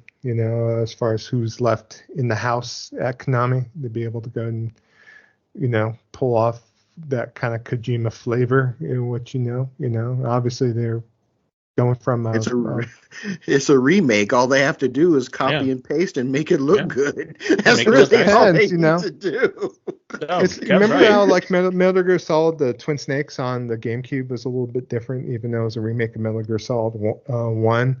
So I want whoever's leading this project to be able not just to make a carbon copy and modern graphics on this thing. I want them to do what they want to do to be able to bring their take to it, so hopefully So that you want a occurs. remake? I don't know if this is a remake or I think I looked at this I don't as a think it's a remake. remaster. Yeah, I don't think It's it's a a remake. remaster. It's not a remake. I'm not sure, and the lines are kind of definitely blurred a bit on this bad boy. So I hope you get what you want, because I don't know if we are or not. next game, So, for me, Flintlock: The Siege of Dawn looked pretty badass, and this is the one that was previously shown during previous Xbox showcase, featuring a flying, talking Phoenix Fox on here. So nice little Souls-like kind of gameplay to it. It caught my eye even previously because I had it on a wish list for the PlayStation 5 version. So, but it is coming out day and date on Xbox Game Pass on July 18th. So it might be something that maybe I will save $1 and download it and play it on my Xbox and get some use out of it at least. So, Kev, did Flintlock kind of reconfirm the game? I mean, kind of remind me, oh yeah, this game exists. So Yeah, it does. It did, and it looked good. It did look good, so I'm definitely curious to check it out. Next game of note was, we're going to skip Age of Mythology. I think all of us are not in that wheelhouse. Nope, But, definitely not. Perfect Dark reveal came out. So we finally saw a gameplay trailer for that, and it kind of was a little bit bananas. It wasn't the old stock, GoldenEye slash N64 Perfect Dark that everyone remembers, or that Perfect Dark Zero that came out at the 360 launch that was kind of booty butt on here. So this they reinvented Perfect Dark a little bit. There's a lot of little like parkour technology involved. So looking at the gameplay, it's almost like, even though this was supposed to be gameplay, it almost like kind of came off as kind of bullshot. Yeah. A little bit to me. Yeah. Like, I'm not sure if this is how it actually is going to play. That kind of maybe it's almost like a gameplay CG demonstration. So I don't really know what they're running it off, and what's the meat and potatoes. How does this look on the Series S? Who knows? But, I mean, I'll probably download it and give it a try. But I never played Perfect Dark. me neither, actually. So. I don't have the super the greatest love for it like a lot of people have, and that's just kind of how it is. So, but I'm happy that folks who were into it got to finally see what was happening, because I know some folks were just like, please show me something, we haven't heard anything about this. So I'm glad that it did. Yeah, I played Perfect Dark, and Perfect Dark is one of those. It's one of those trades I wish I never would have made, because I traded it back to get something newer, and I always had the intention of going back to and getting it again and keeping it in my collection, and that's something that never materialized. And Perfect Dark is kind of crazy on the resale market right now. Complete in box. But yeah, I did not see this game coming. I really wasn't expecting to see this at this showcase. I'm not convinced that was all gameplay either. But what I saw looked good. I think the redesign of the character was good. The one thing that I will say, and I think it applies throughout this showcase, was I don't like the fact that they're just saying, in-engine and cinematics. It's like, I need to know what this is running on. The fact that it doesn't say running on Series X, running on Series S, running on high-end PC. I mean, I'm not even asking for specifics when it comes to PC. I'm pretty sure all this stuff looked like it was running on a 4090 or higher to me. Oh, yeah. And you're not going to tell me that you're going to get that kind of fidelity out of the Series S. That I need them to start labeling what they're running this stuff on. And I know they want to play, hey, Xbox is everywhere, treat Xbox like the Force, but I need to know what these games are going to look like on the hardware that I have. And I really need them to start doing that, but I don't think they're going to start. I don't think they're going to be doing that going forward. Probably not, because they don't feel they need to, unfortunately. Everything is an Xbox.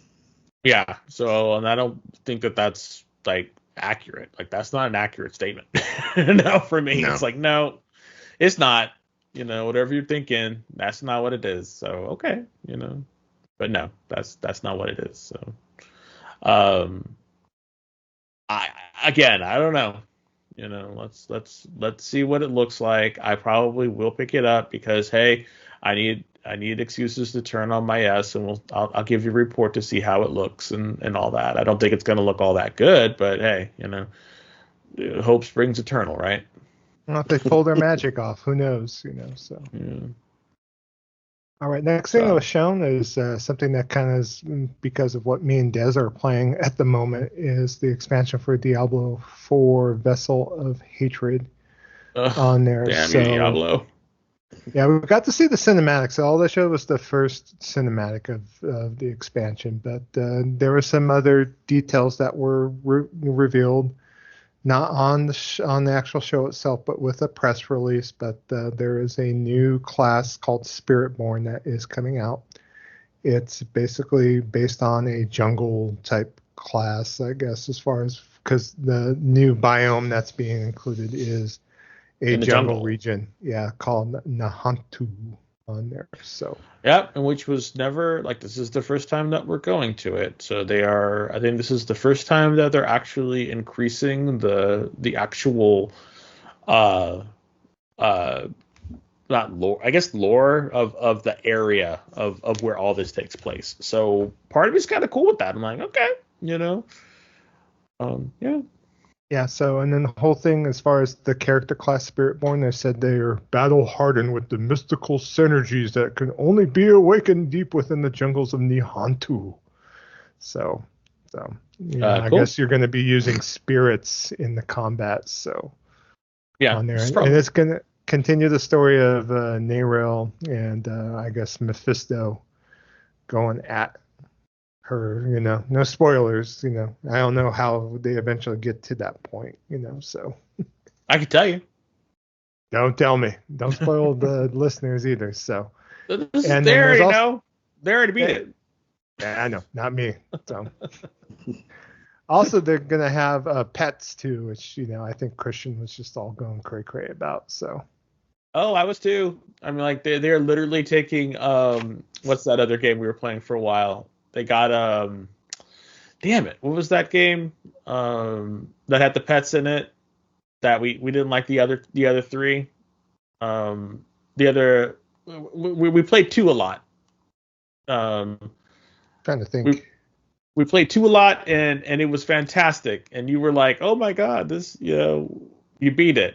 It was great. It's oh cripes. I know what it is. Torchlight. Torchlight? Okay. Yeah, Torchlight 2 had pets. So it's Oh like, yeah. Because they did So the all like. yeah, they're probably like, hey, Torchlight ain't doing nothing with these pets. We'll do it. Yeah, because I guess the pets are gonna basically grab loot off of the Yep. off of the pick up loot for playfield you. and be able to probably take it back to go sell and come back. So. No, they only pick up gold and stuff. They're not as cool as the ones from Torchlight. So Oh, that sucks. Oh well. yeah. No, they don't. You still got to go back and take your own stuff. Like they just hold onto your money. So And there's also a new PvE mode where you work with your friends to complete objectives and slay the boss in a multi-level dungeon. So they have a new mode. damn you, Diablo. So yeah, and all this stuff is already like available. You like the expansion is not coming out until October, but of course, you can pre-order and get a whole bunch of stuff. Like the pets are active now, so you can go get your pet now. But there's like different levels of pets you can get depending on what you buy, what you spend money on. There is a new mount, which is a tiger that you can ride on. So it's bananas what you could do right now, and it's like it's so funny because it's like I think it's 59 for the middle one, 39 for the basic, and what was the other one? And it was something else. It was like I think it was like 89 for like the super the greatest ultimate edition. $79.99 probably. Yeah, I think it's $89.99. I think it's $89. Oh, wow. Like $90, and I was like, wow. Game Pass. Is that free with Game Pass? No, that's the thing that's crazy about it is it's going to be super like cheap, in a couple of months once everything's out. So, although I don't think you get the pre-order bonuses if you do that though. But yeah, probably not. So, but still, I was like, damn it, because I'm a sucker for it. Like I am really enjoying Diablo, right now. So the fact that they're coming with more stuff is really good, Yeah. because I honestly thought that Your they had roster of characters is just growing and growing. I can only imagine once Visceral Hatred comes out, you probably have a band of 100 characters that you created. No, I actually put them out of their misery. I kill them off. Like I Oh, you delete do? them. Okay. Oh yeah, I take all their stuff and then I delete them. I'm like, you know Oh, what? I didn't like you so and so, and then I delete them. Oh, okay. Yeah, I gotta keep it. I gotta try to keep it fresh. You know, too many kids running around. I gotta keep it fresh. Got it. You bastards. Next game of note that was shown was Fable from Playground Games, and so I thought the trailer was cool. There was some combat shown. There was no HUD or anything I saw, so I'm not really sure as far as if this is actual gameplay or not. It's hard to say because of it going back and forth and be able to see. I mean, I'd love to see a gameplay demonstration. It's not coming out till 2025 though, so it's something to where I'm just going to put in my back pocket and wait for them to actually release a gameplay trailer at some point next year. So, but let them continue to cook. I think it looked cool. If I really get a Fable itch, I could always go back and play the original trilogy on my Xbox Game Pass trademark on there. So, what's your overall impressions of Fable, Des? I gotta be with Kev. I gotta see more gameplay. Yes, you show me a cinematic trailer. Yay, it looks great. Fantastic. You're trying to sell me the world. That's fine. I'm already sold with the world. Let me see what it looks like. Is the protagonist going to be a female? Great. Can you choose your character? I don't know. At this point, it seems like she's only a female. Is that what's going? Is that there's too many questions, and I'm like, please, just give me something. Like, give me something. Yeah.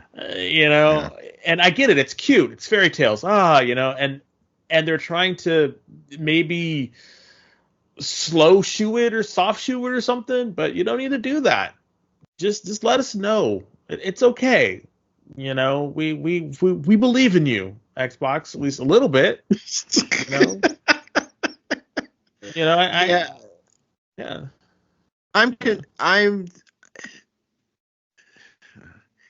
Fable, it's weird. They should have made it clear that you are going to be able to create your own character.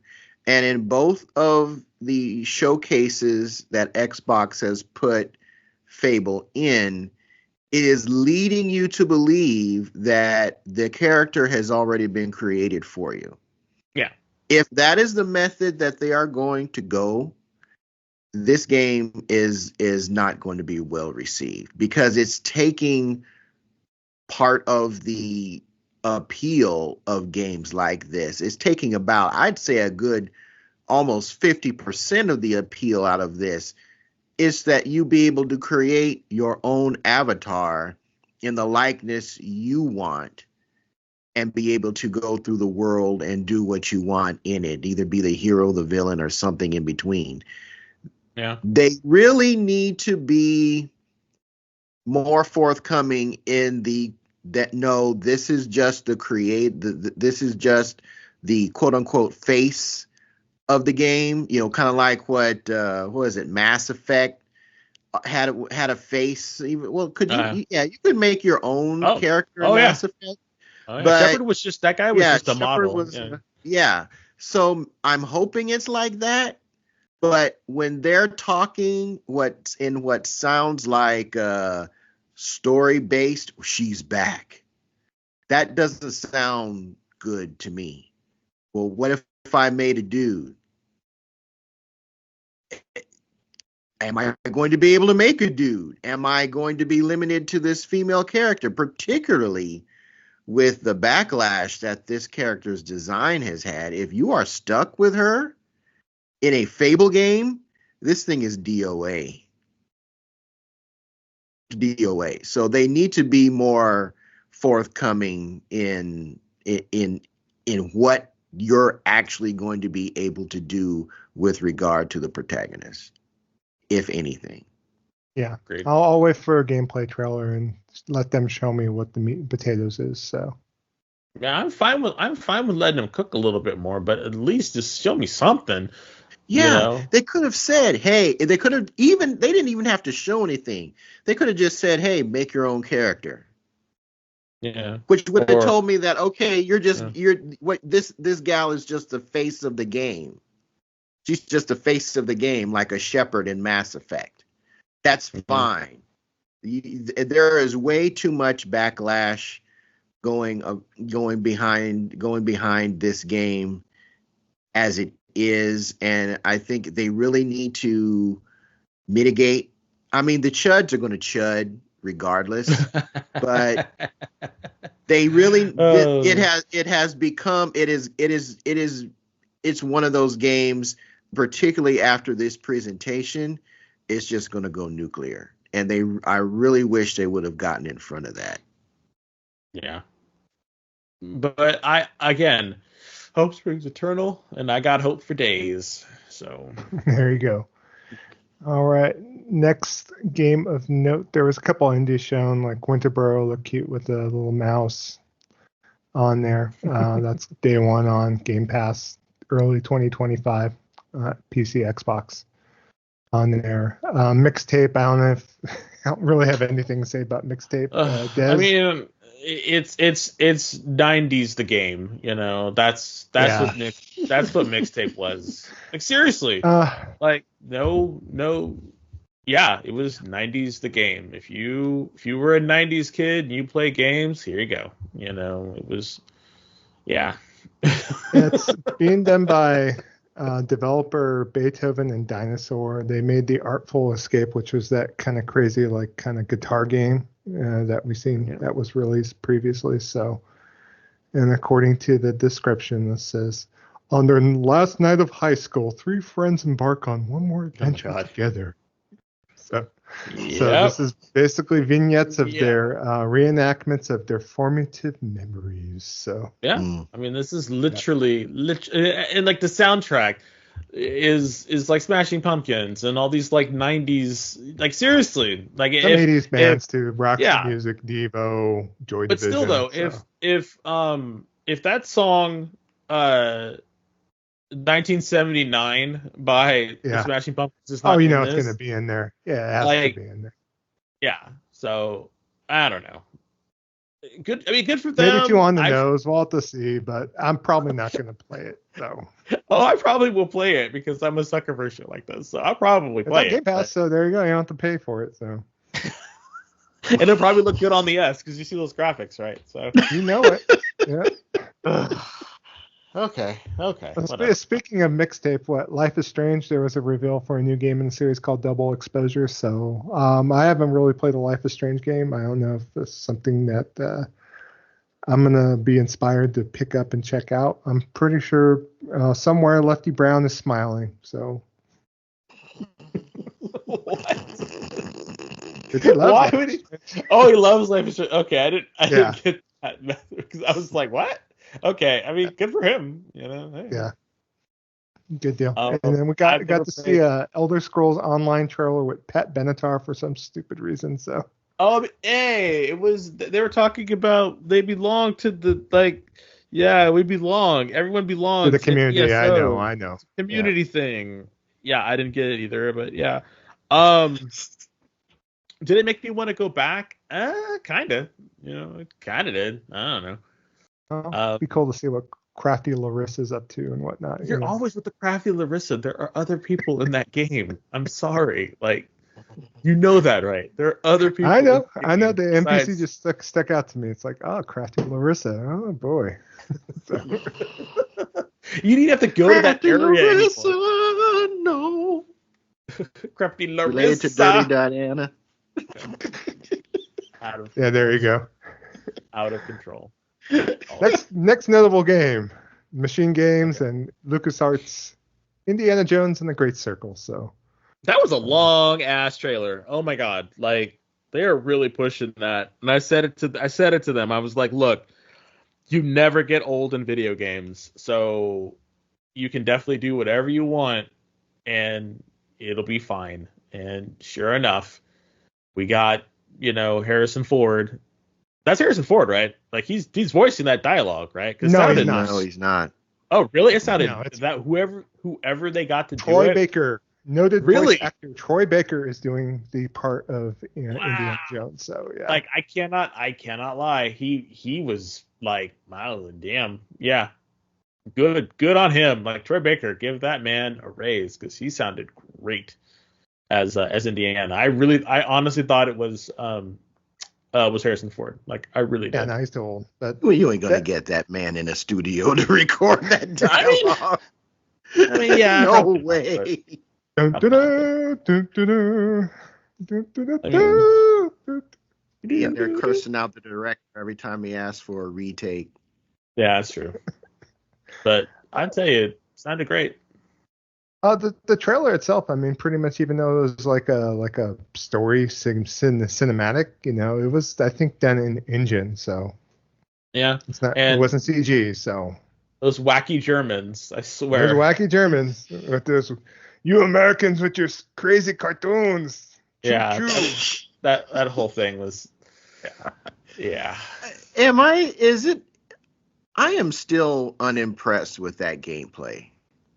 I don't know how a whip is going to work in first person. It still looks janky to me. I wish it was third person. I do too. And the fact that you switch from first to third when you swing from ledge to ledge, or you do any kind of platforming, I'm I'm not really feeling this one. I'm not really feeling Indiana Jones. And That's I right. wish I would. I wish I was, but I'm not really feeling Indy. Yeah, this is probably a game that is going to go multi-plat too. We haven't talked Most about definitely. Xbox's initiative, but yeah, I'd be surprised if it's not day and date, but we'll have to see, if they value whether they care about putting it on other platforms that don't have Game Pass, like Switch or PlayStation. So we'll have to see about that. So Oh, they probably will. It's a big enough IP that I think that they're going to share it. If that's yeah, what Phil is wanting to do, I think they're definitely going to share it. yeah.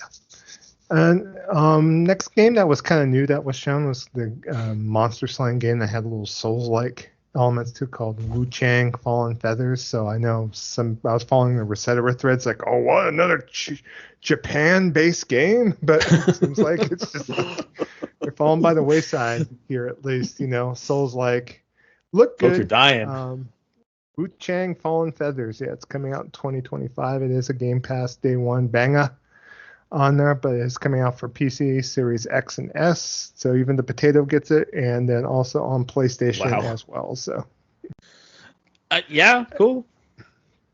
I like the trailer, so I'll be curious to check it out. I'll see how it stands out, but I felt like it had a decent enough art style. Some people were saying that kind of reminded them of Neo a little bit. So My dance card is gonna be full on this type of game. I know. It looked good, but man, After the there's state a of play, lot of games like this. There's a lot of games like this that already have my dance card booked. So this may be one of those games that will, if they come out with a physical, well, if it's coming out on PlayStation, I'm going to assume that there will be a physical that I'll just have to get at a later date. It's like my dance card is booked on this style, but it looked good. I know I caught someone's comment because I guess in previous trailer or a gameplay slice of this game, they actually had Bloodborne sound effects instead of actual sound effects, because this is coming from a small indie developer from China, actually. So it's kind of nuts to think it got picked up by 505 Games as far as publishing. So Publishing. Yeah. Got to get those royalty-free sound effects. Yeah, next game I'm gonna go right to you, Desmond. So Obsidian's Avowed was shown, a lot more gameplay was shown. What's your take? I'm confused a little bit. I was wondering if it's going to be totally in first person, because some of the scenes look like it was in third person. So part of me is kind of excited for that. I am here for it. Day one, I will be playing it. I will be looking at it. I will be seeing how it is. I really hope the potato can play it well. I'm really hopeful that I will get a fantastic looking game with this. And if not, I will pray to Saint Phil that he releases it on my preferred platform, the Switch. Just kidding. No, I'm just kidding. The PlayStation 5. So, but that's day one. I will turn on my Series S, my Series P, my Series Potato, and I will play it. I definitely will. There's no even if, ands, or buts. I'll be playing that day one when it is released. That's one of the reasons why I'm keeping the system. So I'm hopeful that it will be amazing. So please be amazing. I guess they released a press release after the show was over saying it's coming out on November the 12th. And then they quickly took off the date. And they had escaped and went, backspace, backspace, backspace. So. Oh no! Now you're making me scared. Like now you're making me scared. No. They just didn't want the release date to come out. That they have a date of November the 12th. So okay, they just didn't want anyone to know just yet. So just keep it going. Don't be scared. Don't be scared. Let it go. Don't be scared. Next game was shown was Rebellion's Atomfall, and it looked kind of cool to me. It kind of looked like a little bit of a change up from the usual zombie army / sniper elite games that they just keep bouncing back and forth on. So I'll be kind of curious to see how this one kind of plays out. I almost thought it was maybe a Strange Brigade or something because of the whole motif of some of the characters. So you got to see old school, iron robots, and then got to see zombies and English countryside and so on and so forth. So it's a lot of just craziness, maybe even some Doctor Who kind of vibes, possibly. So. This is another game that I'll be playing as well. And I'm glad that it's coming out. Please say it's coming out on other consoles. It's coming out on other platforms. Yeah. Okay. Yeah. The reason being is I think that Rebellion is one of the more underrated studios, and I have liked I've actually liked everything that they put out. So I am excited for this game. I want to play this game. It is a new IP from the studio. Seriously, their games are great, and there's not enough people pick them up and play their stuff. Strange Brigade, great. Zombie Army, great. Trilogy, great. The assassin games, the shooter games, those are great too. So I just really hope that this does well. And I'll be picking it up to support this really underappreciated indie studio. So yeah, I'm definitely doing it. There were some more details that dropped actually after the show. So it is a single-player survival action game. So it's basically based on the fact of a real-world nuclear disaster that happened in northern England, according to the story's narrative, in 1957. So you go into Britain 5 years after the event, and everything has changed since that date. Makes sense. You're going to be basically exploring the post-nuclear environment, scavenging, crafting, bartering, and fighting. So it's a revision, one of those revisionist history type things, which I am just here for. I love it. Love it. Yeah. So yeah, let's do it. Anything on Atomfall, Kev? I mean, I know since it's now deemed as a survival single-player game, I'm not sure if it's up your alley or not. So yeah, that survival just kills any interest I have in that game. But again, it just depends on the type of survival that it is, because sometimes the survival elements are not that bad, Yeah. But if it's like the only thing, and you literally have to drink water and go pee and stuff like that, I don't want to do all that. I don't create stuff to stay warm. I don't want to do any of that crap either. So my hope is that it's not that. My hope, and I'm really please don't be that. Please don't. I'm hoping it's similar. It's like Gen Zero or something. There you go. Yeah, I'm cool with Yeah. that. Okay, Assassin's Creed Shadow trailer was shown, so that was just like kind of something that was on there. So looks good. If you guys had any thoughts before we move on. Yeah, it looks good. I'm actually interested in an Assassin's Creed game which is the first time since Black Flag, to be really honest. Um, so I Well, kind of want to see how it's going to play. that Back to Basics Mirage they brought out last year. I don't know about all that. I've seen it for I'm not going to go $16 back now. to that. I'm probably never going to go back to nah. I have so many Assassin's Creed games in my backlog. It's like, if I really want to do a backlog buster, I'd play like Ezio or one of those games and check it out. So I'm actually very surprised that I finally see an Assassin's Creed game that I'm like, let's do this. Because normally I'm like, no, thank you. But this one, I'm like, okay, let's do it. So yep. I'm here for it. It's crazy that I'm like excited for it. Like I really am really like, what the hell am I doing? Stalker 2 was shown, which is a kind of realistic FPS game from the Ukraine, from that particular company on there. So it looked cool from what it's shown. Since it's on Game Pass, I might check it out day one. It's actually coming out on September 5th, so it's coming out pretty soon on there. And you kind of have to support them because they're Ukrainian devs, so they'll get paid every time you download the game off Game Pass. So that's how you're going to throw your support. So any overall thoughts on Stalker 2 from either of you two? I've never played it. I don't know anything about it. I know that people have a lot of love for it, and I'm happy that they're able to play it. But again, it's not one of those things that like I have to buy immediately. Like because it's most likely going to be on Game Pass. Yeah. And if I decide that hey, I want to play this game, then I'll just do it then. But other than that, I don't really have a okay. Whatchamacallit, a dog in that race. So dog in that race. All right. Yeah.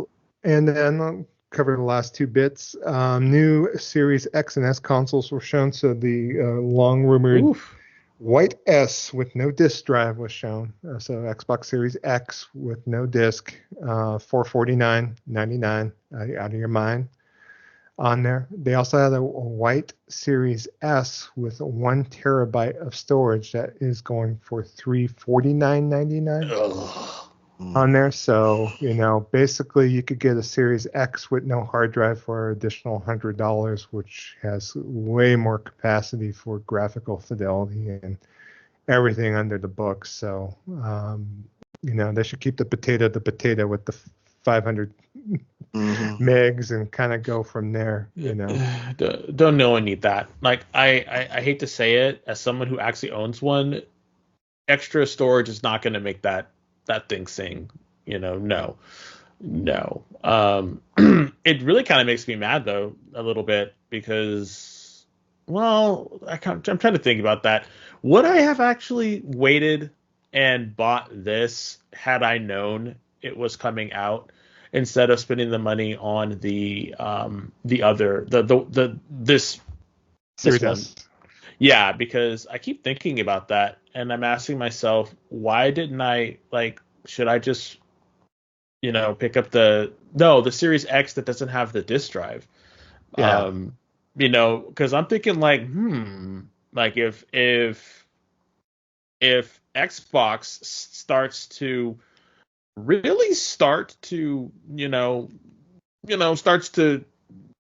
take some act right and starts to do what they need to do, then maybe I might have to, reward them. And I'm saying reward them by giving them, some more money. So, because seriously, I'm not going to lie right now. I really liked this Xbox showcase. Like, I was like, stuff that you're doing, I kind of like what you're doing right now. This is not bad. Can you keep it up?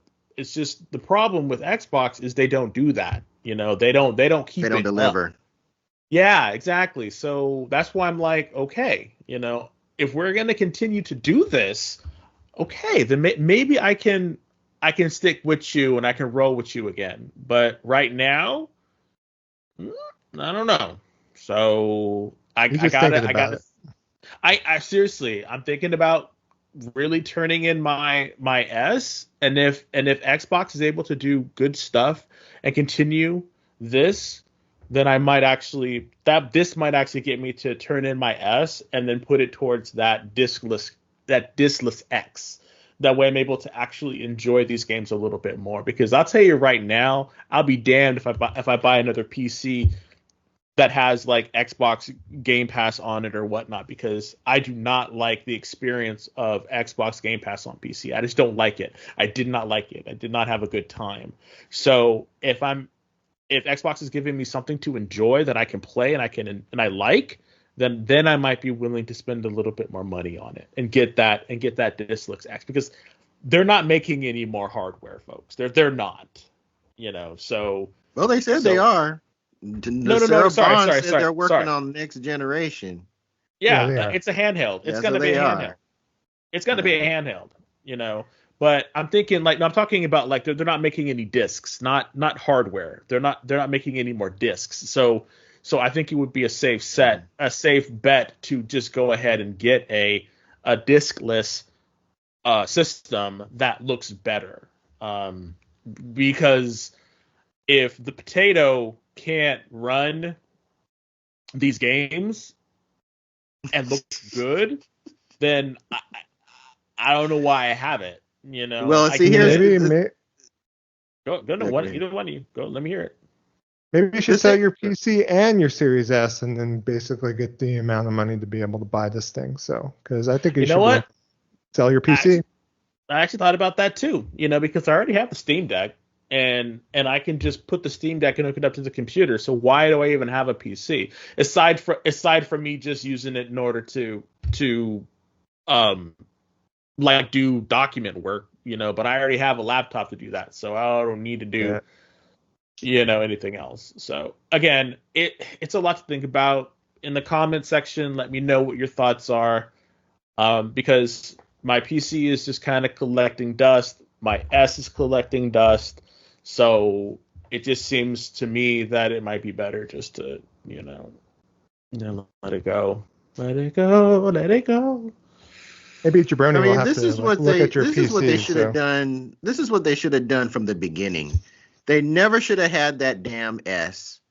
And they should have launched with a Series X, one diskless, one with a disk drive, so that that Series S wouldn't be there holding everything back, particularly from a third party perspective. I'm gonna say this about the show, is that this show, and I wasn't expecting to say this show has made me want to keep my Series X. See, that's what I'm talking about. I never thought that Xbox modern day Xbox would give me a show that would make me want to hold on to this console, because literally I'm thinking, man, when that PS5 Pro drops, this thing is going back. After this show, I don't think it is. It's and again, I know everything is being gimped by the S. I understand that. And I know a lot of people are saying, well, folks would say, well, just play on PC. Y'all know how I feel about PC gaming. I'm console for life. It doesn't matter what the manufacturer is. So if I was going to walk away from Xbox, it's not like I was going to switch to PC gaming. I would have just been through with the brand completely. What they showed, I liked I liked the games that they presented. Some games I would like Doom, South of Midnight, and I'd even say Gears E-Day, which I don't think we've talked about that one yet. Those three games alone have convinced me to keep the Series X. And I'm glad you like Gears. I've liked Gears from the story. I don't play the multiplayer, but the first three games. Now the 4 and 5, trash. Yeah, but yeah. the first three, Yeah. From a story perspective, I dig that. And I think that's probably why they're going back to E-Day, because I don't think a lot of people who like Gears in general like this new crew of people. They're insufferable. I really hated playing as Marcus's kid and that new crew in 4 and 5. So yeah, I'd rather I think this was a smart move to go back to the beginning with Dom and Marcus.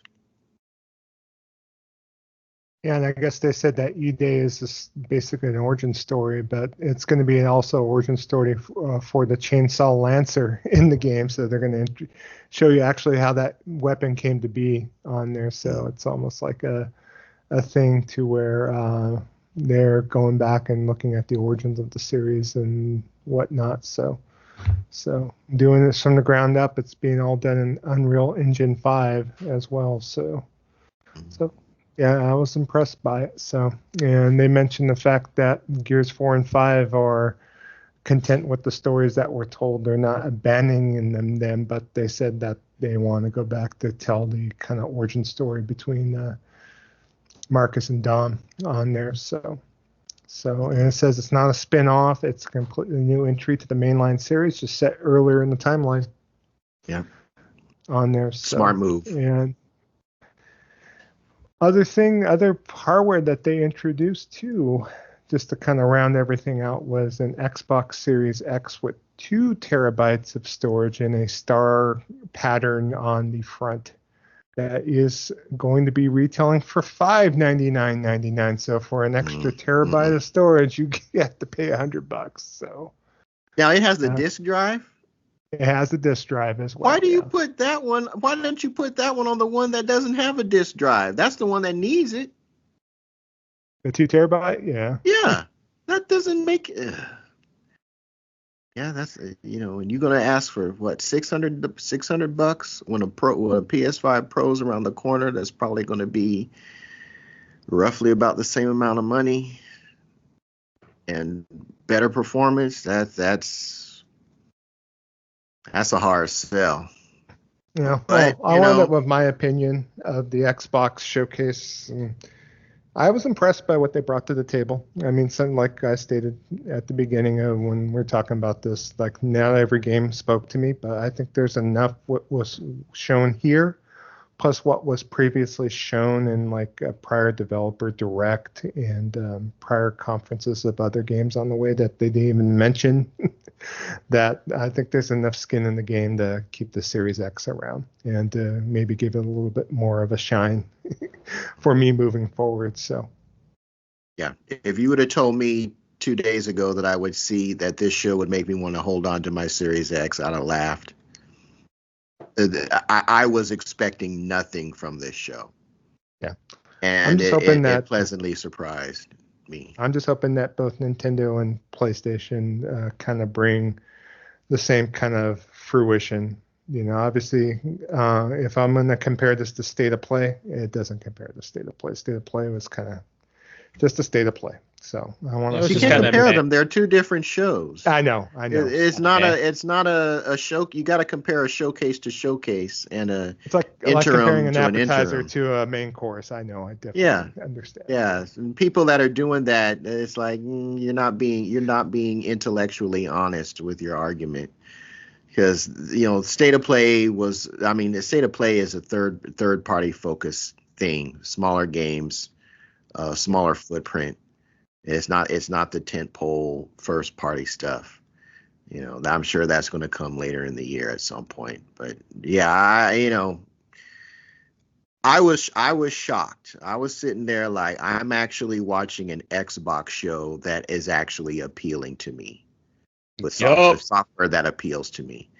Appealed to me. I probably should go and play a lottery ticket. I should buy a lottery ticket today. Because I would not have expected this to happen at all. All right. So like I said, hope springs eternal.